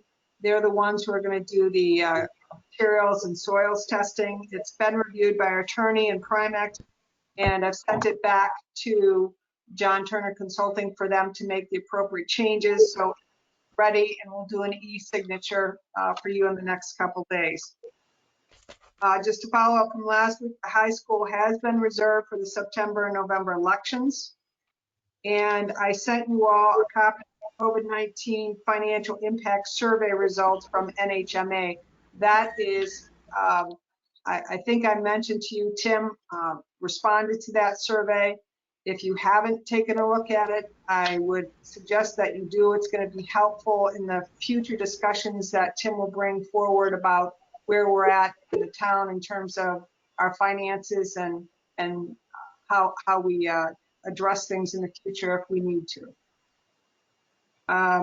April 28th at 9 o'clock in the morning, I had sent you all an email asking if that worked for a groundbreaking ceremony for the PD.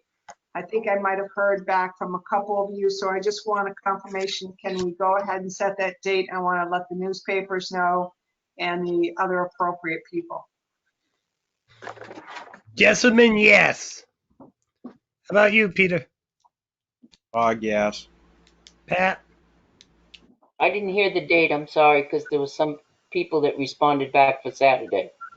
Tuesday, April 28th. What time? I'm fine with that.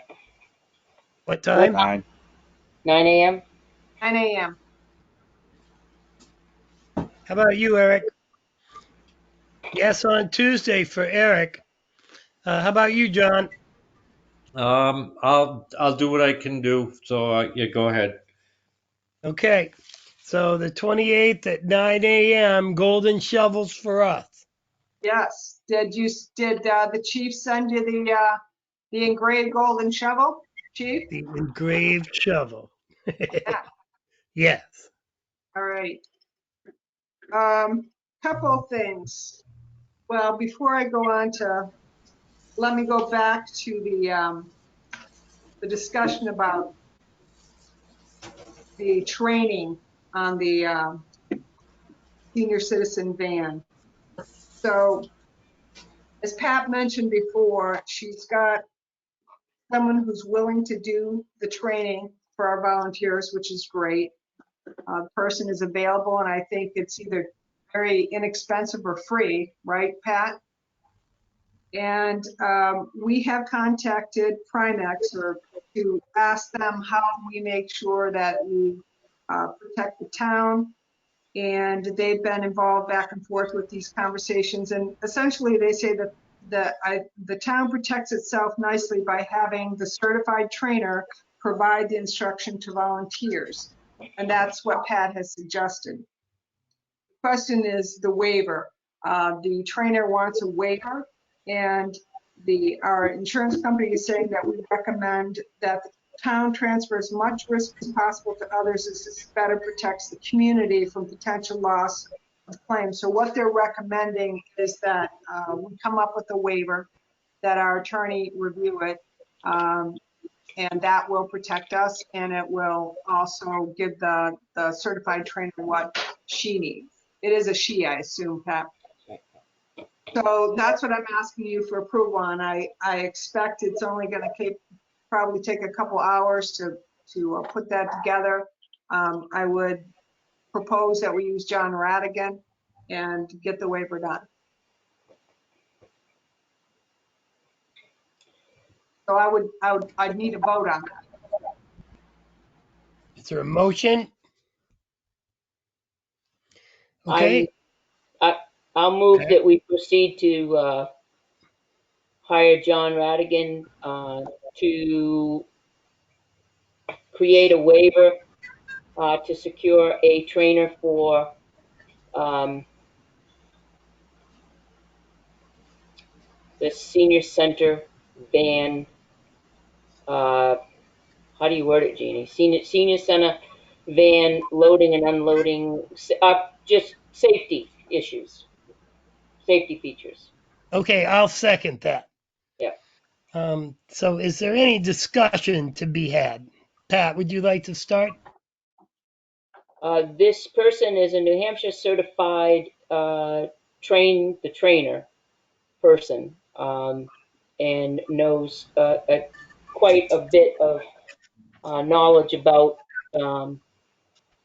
obviously being certified to do wheelchairs and ramps and loading, unloading passengers, what we need for first aid, how to deliver first aid, how to deal with the person on the person and personalities and the van itself and so on and so forth. And this person is willing to come and still practice social distancing to 3 of our volunteers. The senior center executive committee will pay for this volunteer out of our grants and donations line. So we're asking that obviously I'm asking that we protect the town with this waiver, because if something happens down the road, that she's also covered as well as we are.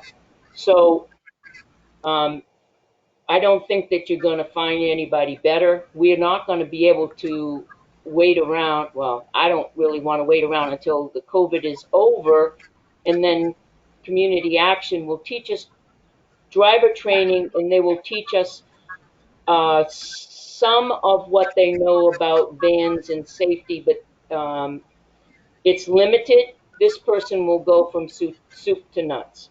And there's no classes with Primex. No, and Jeannie, did you check with New Hampshire Municipal Association?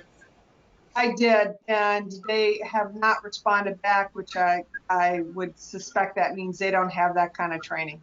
Right, and then John Scanlon had given me a lead on Lakes Region Community Service, was it, John? And Yeah. they have not returned my call. I'm assuming it's because of the COVID situation. So this is a person that will come out, practice the social distancing, take one at a time, go out on the bus and at the senior center environment, which is closed right now, and really get this done and move forward. So when all of this is done and over with, we can go out and do our thing with the seniors. Okay, thank you, Pat. Peter? I'm good, thank you. Okay, John? I'm good, thanks. Okay, Selectman Pyra is still having problems with his technology. I have no questions. Eric, do you have any questions? Eric?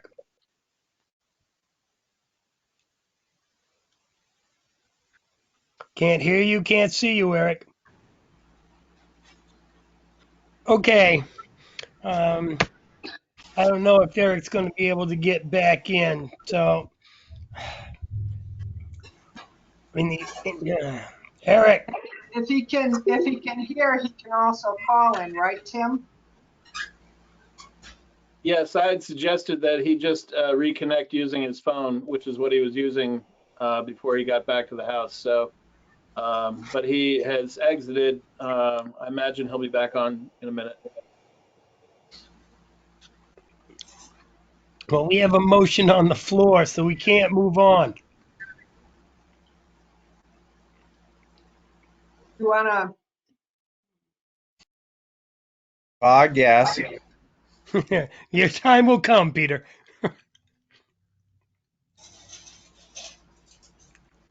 I see your mouth moving, Jeannie, but I don't hear you. Well, so I was just trying There you to. go. I was thinking about filling the time with something you didn't. Let me give you an update, but you don't have to make any decision. Um, Eric, can you hear me? Give Can him you a hear me? second, he's muted. yes, got it. Yes. Okay, do you Oh, have any more Jesus. discussion on Pat's motion? No, I'm good. Oh, okay, then. Let's do this real quick. Roll call vote. Pat, Constantino, yes. Peter, Yes. Eric. Pirate, yes. Yeah, John Scanlon. Scanlon, yes. And Jessamine is a yes. The motion passes. Back to Okay, you, Jeannie. thank you. Over the last couple of weeks, we've talked about the budget committee secretary. At the last meeting, I think you all advised that you'd like us to place an ad in the paper for the budget committee secretary. Did want to let you know that Janet Della Croce, who is the part-time land use technician, has expressed an interest in that position. So just wanted to circle back to you to see if that's something you're interested in, or if you'd still like me to put an ad in the paper. Okay, I let me missed, start. Let me start. go ahead. Does she I missed some of it. Go ahead. say it again then, Jeannie? Pat missed it. Okay, so over the last couple of weeks, last couple of meetings, we've been talking about the budget committee secretary, the job description. Okay, the I'm good. I'm good. Go ahead, Joe. Okay, does this individual have any experience taking minutes? She does. And she's seen the job description. And I'm perfectly happy to put the ad in the paper. I just wanted to bring it to your attention because it's new information. Okay, I'm good. How about you, Peter? Peter? Based time lag. Based on the pay rate and all, I would suggest we put it in the paper. Give everyone an opportunity. Eric? I would say for an effort of transparency, you should put it in the paper. John?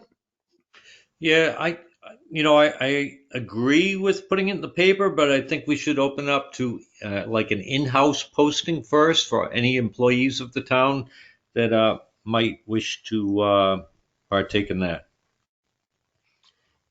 Uh, I like to keep the money with the current employees. We have a part-time employee, and this helps supplement their income.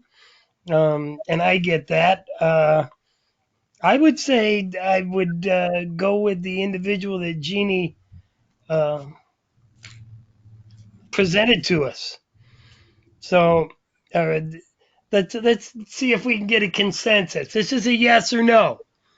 All right, yes or no. Do you want to have the individual that Jeannie brought up, the part-time employee we have now out of land use, be the one who takes the minutes for the budget committee? I'm a yes. Pat? Yes. That's a yes. Peter? No. Eric? No, That you, John? Byron, no. I I just, was no. How about you, John?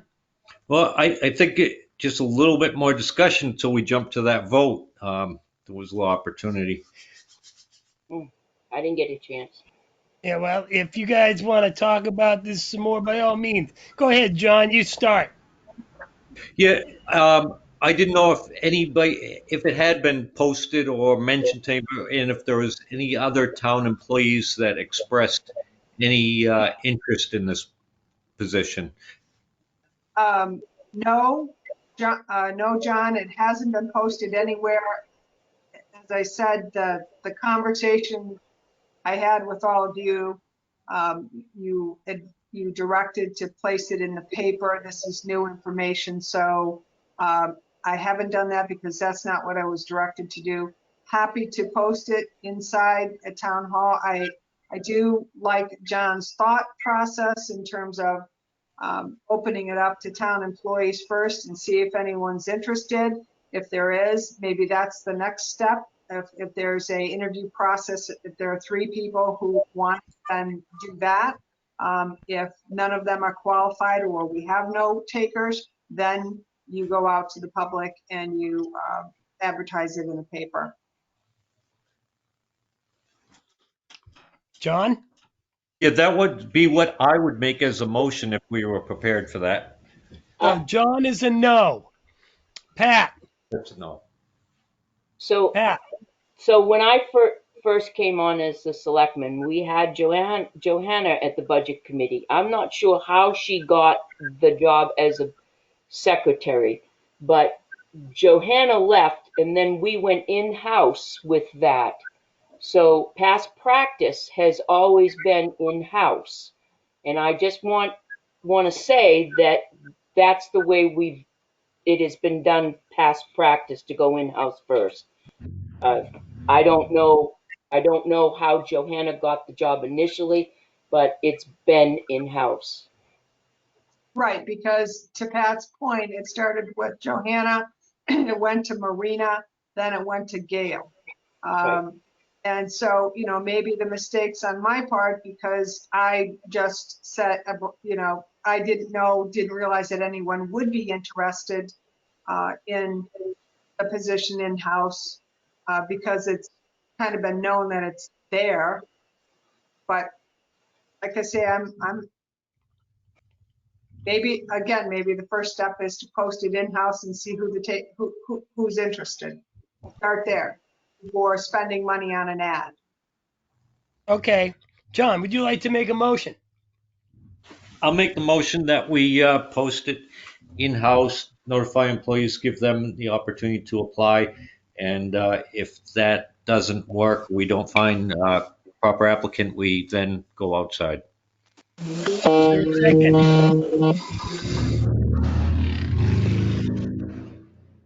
Gotta love motorcycles. Is there a second? I'll second that. Okay, we have a motion and a second. Is there any further discussion? Yeah, is there a town hiring policy? Yes. What does that mean exactly, Eric? Well, is there a procedure that is followed for any position that opens up in the town for hiring to replace the person that left? Ordinarily, Oh, we put an ad in the newspaper. I don't think the policy covers committees, do you? Um, I never come don't, up. yeah, and I don't recall seeing anything to that effect. No, it covers part-time and full-time employees. This is Well, this would be a part-time employee. this is a, No matter how you look at it, it's a part-time employee, and I think that any policies that we have should be followed.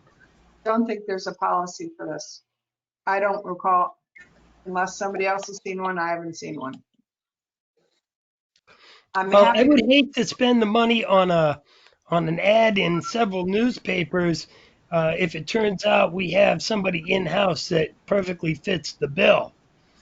Um, so, I don't know. Is there any other discussion, John?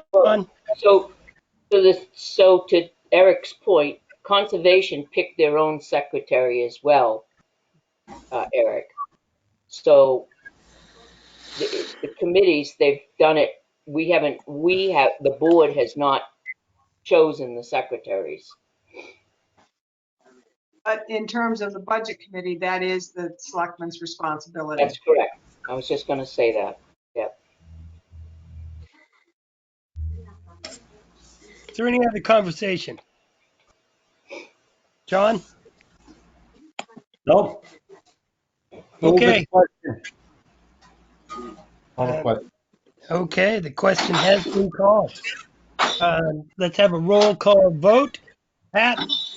Constantino votes yes. Peter? Fog, no. Pyra? Ira, no. Scanlon? Yes. And I am a yes. The motion passes. Please let the record show. Okay, thank you. Last week, John Scanlon gave me some information about artists who might be interested in the mural project we're trying to finish. Did contact that person, and he advised he would be willing to create the paint by number background so that we could have folks fill it in at a cost of $900. Holy shit. Yeah, Pardon me. I would not recommend that. No, me neither. Neither would Peter. If we have to wait another year to schools to finish, that's what we do.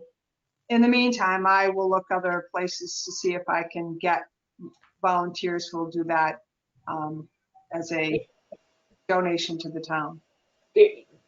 Can we at least contact the schools to see in their art departments if there's kids, they could come out and still practice social distancing and do that? Is there a way that they can still do that project? I mean, they're out of school. You understand what I'm trying to say? I do. Is there still locally a way for them to continue to do that project?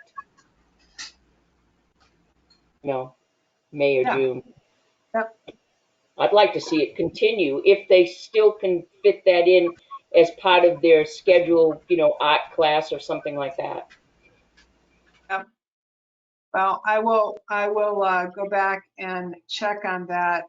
What I envisioned is creating a piece of art like a paint by number, and then you could have two students at once because they could be 6 feet apart on either side, and you could schedule them in.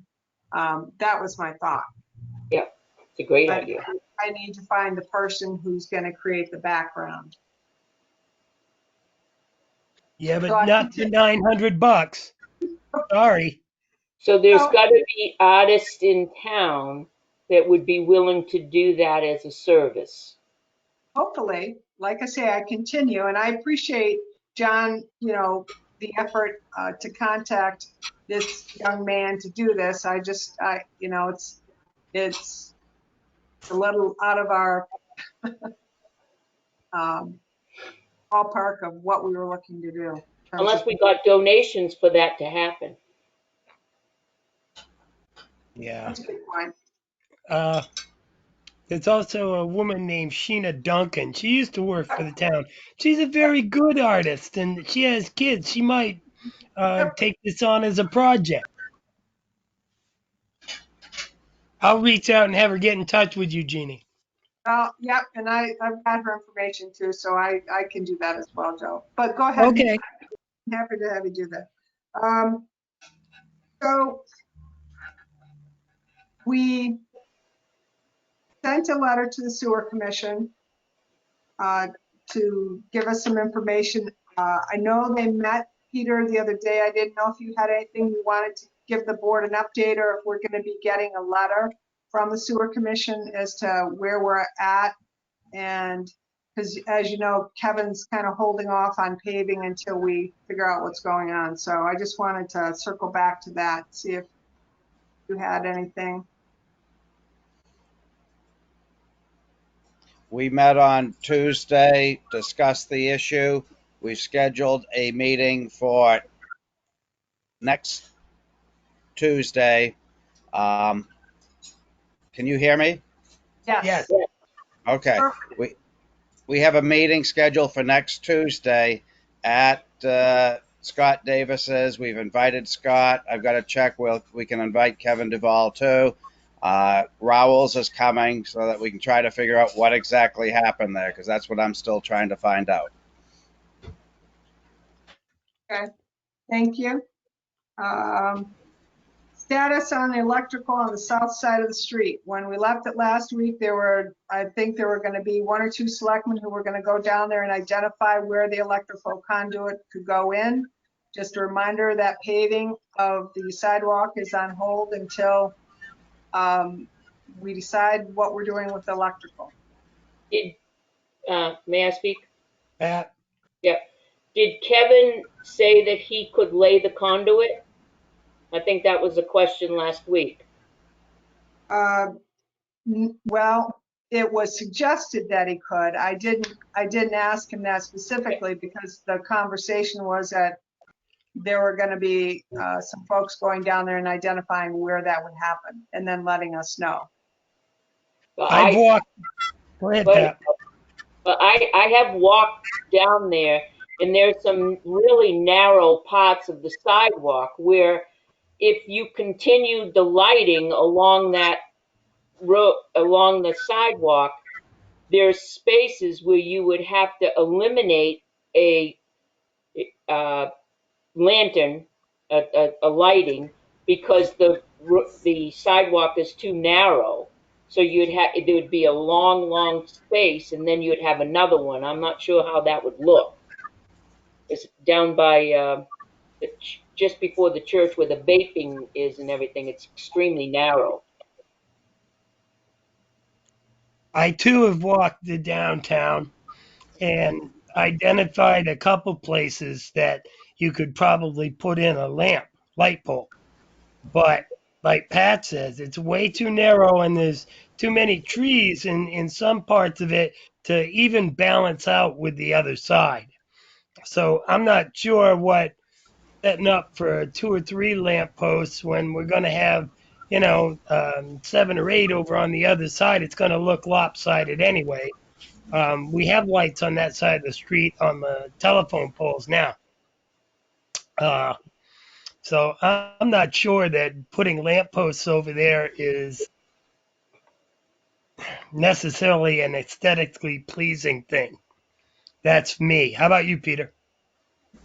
I'm fine with that. If it's too narrow, let's can it and move on. John?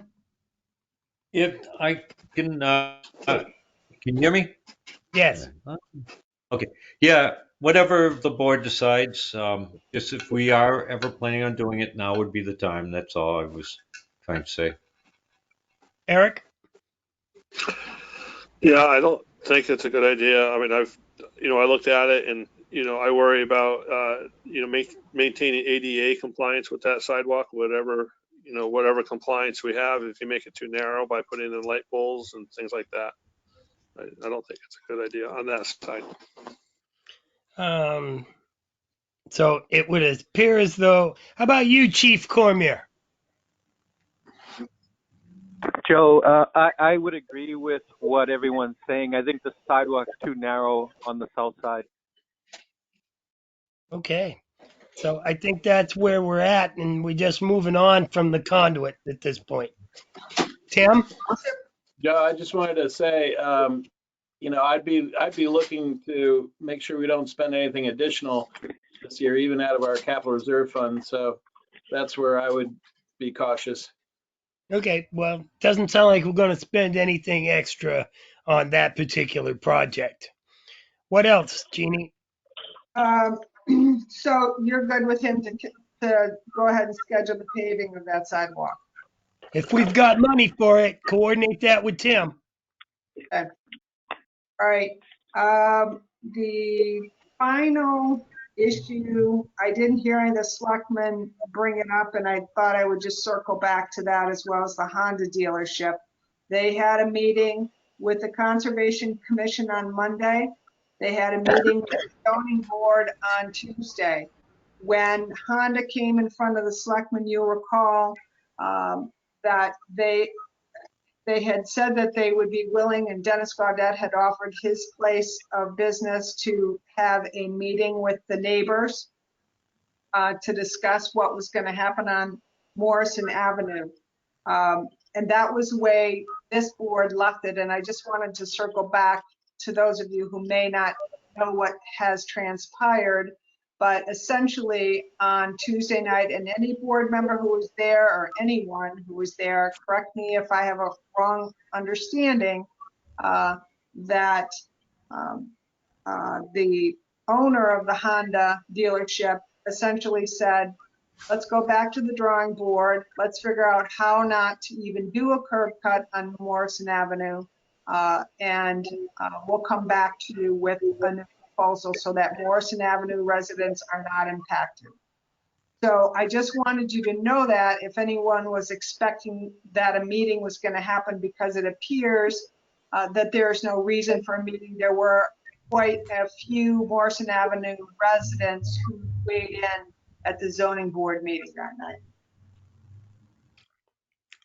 Thank you. And that's all I have. The only other thing on that, they will be bringing the changes back to the zoning board. All other easements or exceptions were accepted. Correct. So Jeannie, are they still going to the planning board on Tuesday? Well, that's when I talked to Leanne today. Now, and by their own offering, they've kind of backed things up. So when I talked to Leanne today, she thought she was going to talk to the owners and say it doesn't really make sense to have a meeting with the planning board until you go back to zoning and see if what they're proposing passes zoning, and then go to the planning board. So everything might get moved. The planning board meeting may get moved off to May at this point. But I was hoping to hear something from Leanne before I had the meeting, and I didn't. So I don't know where that's at. She was going to talk to the owners. Thank you. Have you got That's all anything else? That's all I have. Okay. So now we're on other business. Does anybody else have any other business? Pat? I'm really sad to hear that they've canceled the Old Home Day. Oh. Very sad, because now Tim's going to have all that money, the candy money, to spend. And we can't Hey, even. we can use it for sidewalks. Return to the taxpayers. On the upside of that, apparently I'm going to be the Citizen of the Year 2 years in a row. Really? It's unprecedented. Me and Scott Haskin. How about you, Peter? All right. How about you, Eric? Well, while I was listening to this, I did a little digging in my Selectmen dashboard. Thanks, Tim. And there is a town of Tilton hiring procedure signed by 3 of the members of the Board of Selectmen in June of 2018. Mm-hmm. What's it say? Well, I could read the whole thing, but the purpose of this policy is to ensure compliance with all federal and state employment laws pertaining to hiring new employees, either full-time or part-time. The town of Tilton is an equal opportunity employer. It says search process, required documents, all departments. Prior to advertising for any new position or to fill any vacant position, the department head is required to obtain written authorization from the Board of Selectmen, i.e. a motion adopted by the Board of Selectmen at a duly noticed meeting. At the board's discretion, the rate of pay may or may not be included in the advertisement. The department head shall review the current position's job description to ascertain if the positions and tasks need to be changed and or updated. All job descriptions approved by the Board of Selectmen shall be kept current and posted on the Town of Tilton website. All job advertisements shall be posted on the town's website with a link to the job description on the New Hampshire Municipal Association job board and any other media avenue as approved by the Board of Selectmen. The department head or their designee shall maintain a confidential list of each applicant's name and contact information, the position applied for, the date, and whether if it was from response to advertisement or other source. Okay. And then it breaks it down. So So I'm just throwing that out there. I don't know. Well, I'm a big believer in the written word. And whatever we went with the last, just recently here, earlier, I'm suggesting we follow the procedure as laid out in our own papers. Mr. Chair? John, Yeah, I think many times in that document, it states all departments and department heads, and this is not a department. That pertains to departments. that's true. It's not a department. Ultimately, the selectmen are the hiring authority. It does, again, it really doesn't matter to me. I get what Eric is saying, but John, you're right. They are not, it's the selectmen, not department heads.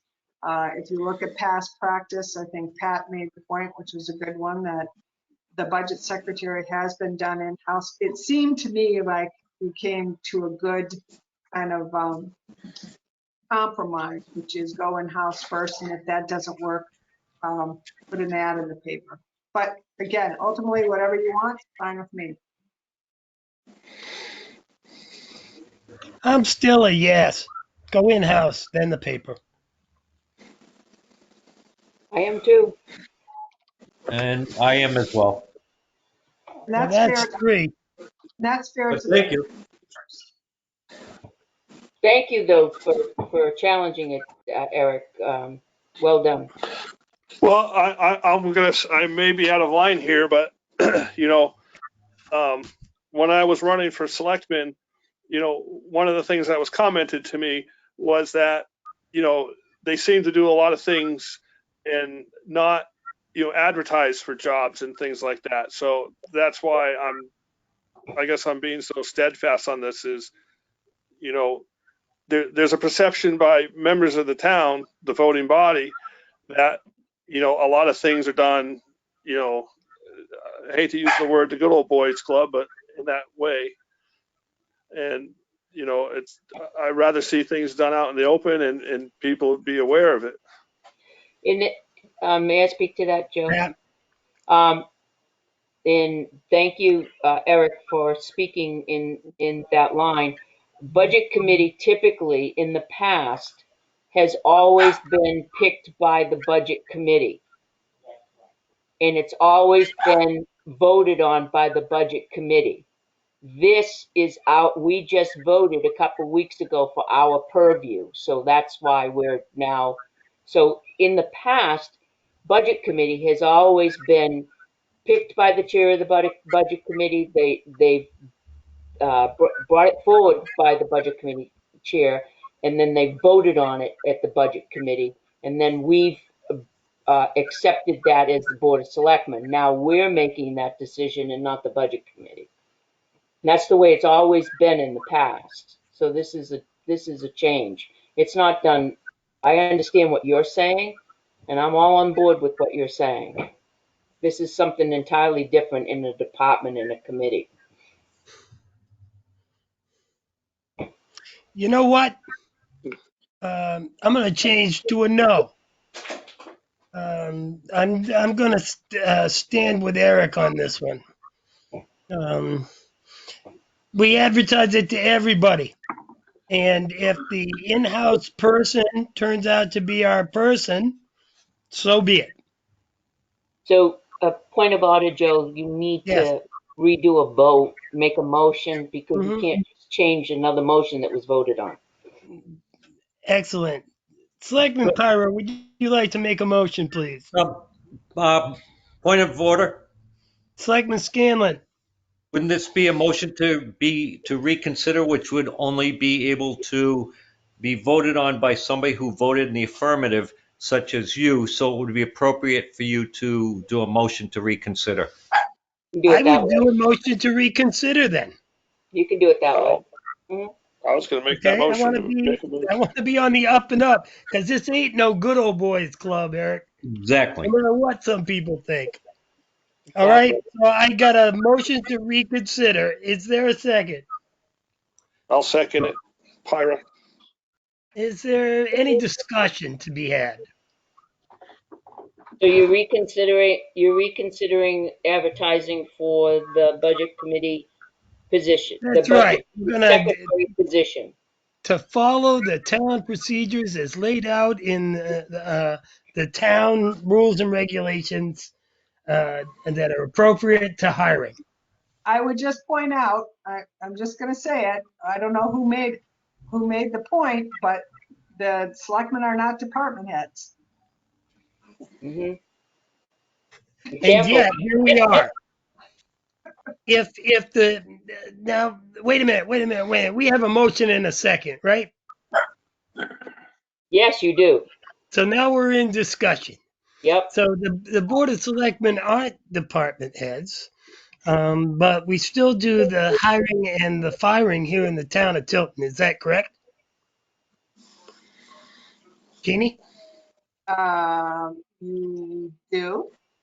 I mean, Excellent. I mean, recently, since I've been here, I've not done any firing.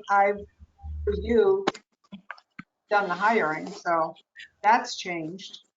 Point of order, Now, Joe. you guys have set everything up, but the Board of Selectmen still sign off on these people. Correct. All Point right, of order, we're the Joe. ultimate authority. We just signed off on them.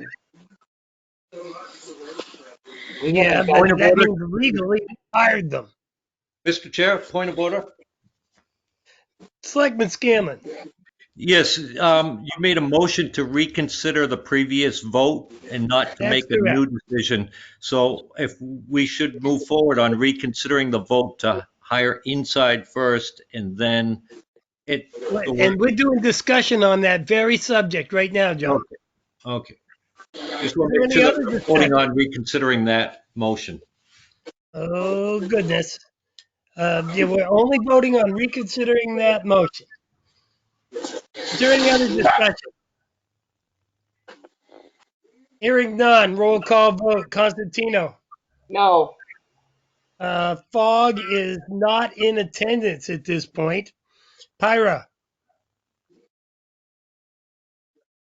Pyra, yes. Scanlon. Scanlon, yes, on the reconsideration. And Jessamine is a yes as well. So I would make a motion that we put out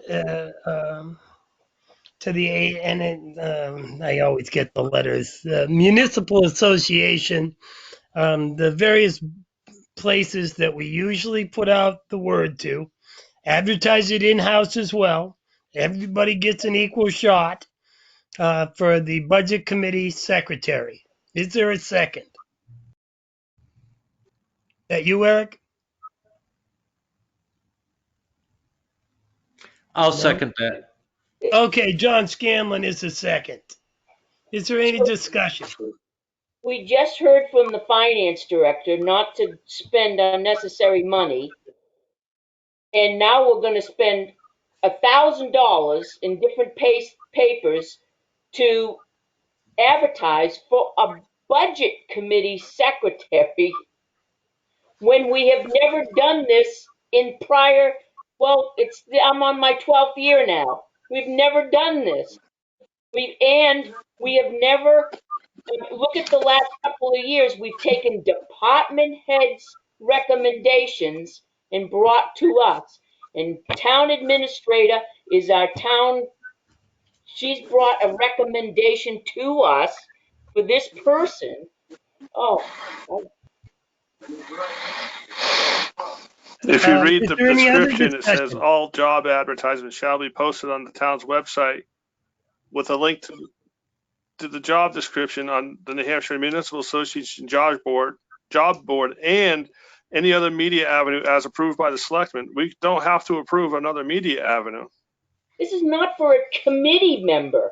Let's amend the hiring policy then, because we'd have to then not allow the Conservation Commission secretary to do what she's doing because we got to rehire that person and send it out.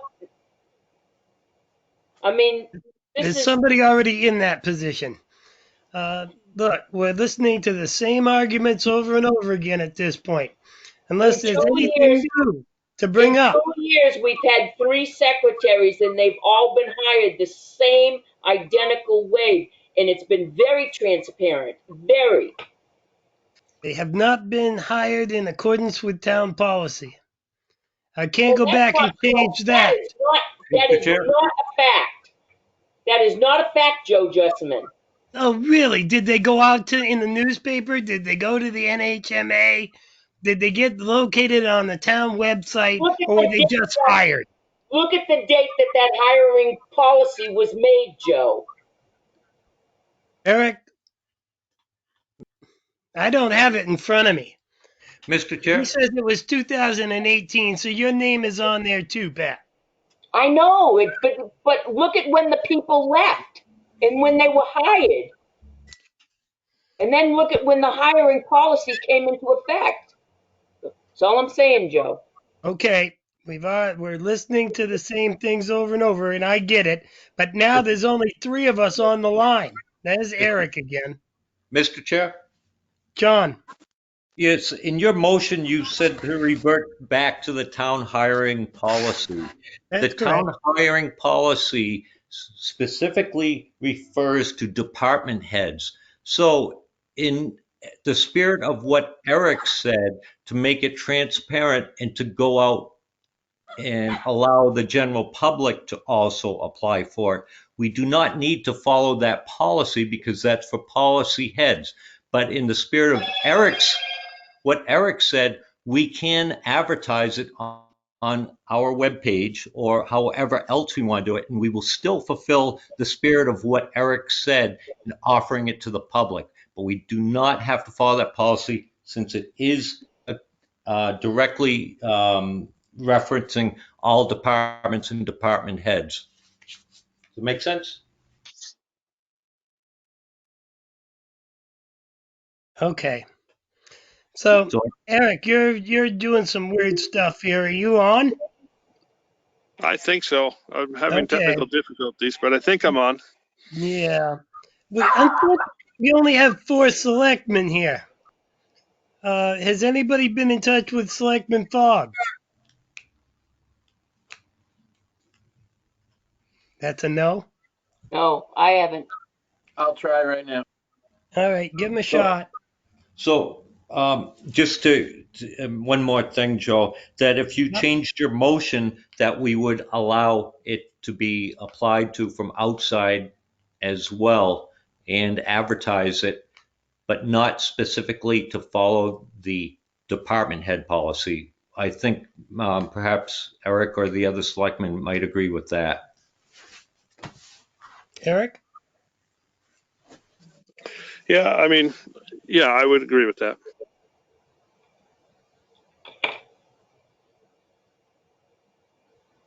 Selectman Fogg, are you out there? I don't know about you guys, but my screen is jumping around and moving around, and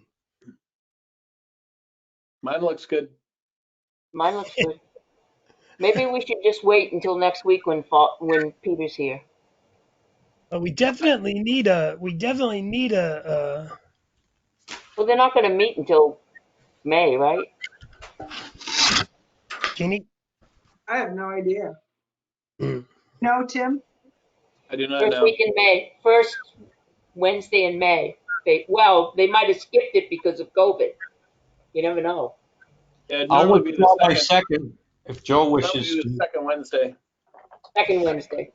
Okay, because we've only got 4 selectmen in attendance, and I think I want all of them to weigh in on this. I would withdraw my motion. And I withdraw the second. So, Joe, can we ask Pat, Jeannie to get clarification with the New Hampshire Municipal to make sure that what we're doing is absolutely proper? Yes, I will Jeannie, do that. I will do please. that. Okay. All right. So, thank goodness that's over with. Good Sorta. job. Okay. I have, under other business, I have a couple of things. Number one is the island. How are we going to move forward on the island? And I guess because Selectman Fogg is not here, we really I need don't, to have him in attendance. yeah, and I don't think he was on the call the other night. So, was he? Well, I wanted to clue him in, kind of. He was here last night. He Oh, he came in a was? little late. Okay, I didn't see him. He came in a bit late. All right. Well, he's not here now. Is this going to really screw us up, Jeannie, to delay this a week? No, because what I'm going to do is go ahead and reach out to some of the representatives to see about getting legislation started. John Tig has got to start working on it. So no, another week is not going to delay anything. And Okay. I'm just going to get something in writing from John, an understanding of what happened the other night, and send that off to Northfield, because it sounded to me like they were all in agreement, which was great, because initially what I had heard the first time around was that there wasn't any interest in moving the boundary line. But I think John explained it well enough last night that they got it. Okay, I didn't hear from a couple of the selectmen in Northfield extensively on the issue, so that it'll be interesting to see what their discussion is like at their meeting on Tuesday. The other thing that I have is that this past Tuesday, and again, Selectman Fogg isn't here, and I wish he was, but last Tuesday there was a meeting of the Sewer Commission where the public was not uh, uh, notified properly and was not allowed to participate in the meeting. I couldn't find anywhere to get on the meeting myself because I had questions, and everybody that I've spoken with were unable to get onto the meeting. And Right. as the public was not allowed to participate, I'm thinking that the meeting should have been called right there and then rescheduled. Did you notify them that you couldn't get in? How? Well, I couldn't Joe, get in. can I I didn't know. just make a note for those listening that this wasn't set up through my activities. That I understand. I should have stated that right at the beginning. But I don't know if they're aware of the proper, like the paper that you have to read before they do the meeting. I don't know, and I know they're their own thing, but they still have to abide by the rules laid out by the governor. So I don't know how we pursue that, but they should. You might reach out, Tim, if you haven't already, although I'm guessing you did, and reach out again, please, and see if we can get the next meeting this coming Tuesday. They're having another one, so that the public can be involved. Joe, that might be a reach out from Jeannie via a letter or a phone call to Johanna to My get the own information personal for feeling Tuesday. is that everything the Board of Selectmen wants from the Sewer Commission should be in writing. Okay, so I can draft something up, but I will let you know that I know that Tim talked to Johanna. I did talk to Johanna yesterday and today. My bigger concern was, and I asked her this morning, did they take any votes? Did Mhm. they have any action? And that's what the meeting was on Tuesday. But I did let her know that that's it has to, you have to have, especially it's a right to know issue. So whether or not, and I've had this conversation with others, this select board can't direct the sewer commission. So you can only say, we're disappointed, or just whatever you might want to say in that regard, but they're their own. What if we wanted to? What if he's Peter has already told us that there's a meeting Tuesday night. So we, the selectmen, are aware that there's a meeting Tuesday night. What if we wanted to listen into that meeting? How Oh, can we that's get the information to listen into that meeting? that's an interesting point, because my understanding from listening to what you said was that it's going to be people meeting at the site. And so it is a meeting of the three commissioners, so it should be posted, I would think. I don't know how they're going, I don't know how they're doing that, because we've got the social distancing. I'm not Can we sure. can we find that out? I mean, if they're online, I'd like to listen in on it. If they're not online, I'm certainly not going to go up there, but because Right, of social distancing. But right. Mr. Chairman, Yes, Selectman Scanlon. I'm looking at the agendas for the Sewer Commission, and I see that there is a posted Tilton Sewer Commission, April 21st, 2020. Meeting will be held virtually at 6 p.m. Please join the meeting by going to go to meeting, blah, blah, blah. You can also dial in using your phone and an access code. It doesn't say if you have problems, but there is something posted. So I don't know when that was posted, but it's So on the town website. right, the problem is that it was a different number. It wasn't the correct number. They Ah, changed the number. ah, Yeah, during the zoning meeting that I was monitoring, I was contacted by a couple of different people trying to access their meeting, and uh, I didn't have anything other than what they had posted, so I wasn't able to access it or get in either. so that didn't work. Okay. So I don't know if we have to say something about we're disappointed or whatever, but we might just point out the obvious, and that's a concern enough. They are a town department, even though they are separate from the Board of Selectmen, and they need to follow the rules. I would just say, in my opinion, I don't think it was deliberate. Tim, you can chime Oh, in. oh, I I agree. I think it was it's a technology staff, and I don't Yeah, think it was. it was new and unfamiliar, and I had offered to make available our conference rooms and set one up for them, and I'll offer that again.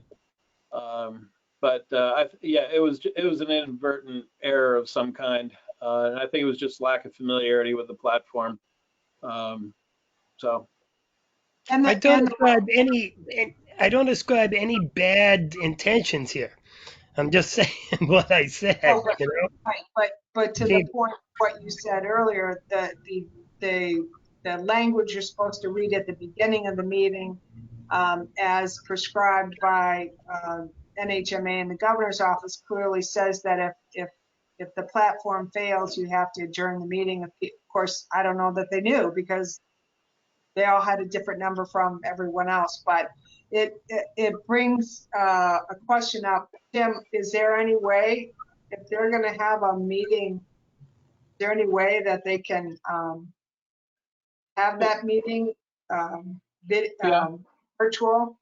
Right. There, So what they would have to do is, if you fix your eyes on Eric, who is apparently outside getting good reception, that is pretty much what you would do. An organizer can go in with a cell phone and commence the meeting that way, and multiple people with cell phones, they could be standing 6 feet apart and be participating and talking, and it just depends on the availability of technology of the people that are there. For that matter, any of them could call in by telephone and, be having the discussion at the site. And although they wouldn't be seen, they could be calling into the 800 number and discussing it. So in a sense, yes, it's possible. But if they're looking at things on the street or what have you at the site itself, obviously there are going to be some challenges for anyone trying to, make sense of that remotely. so perhaps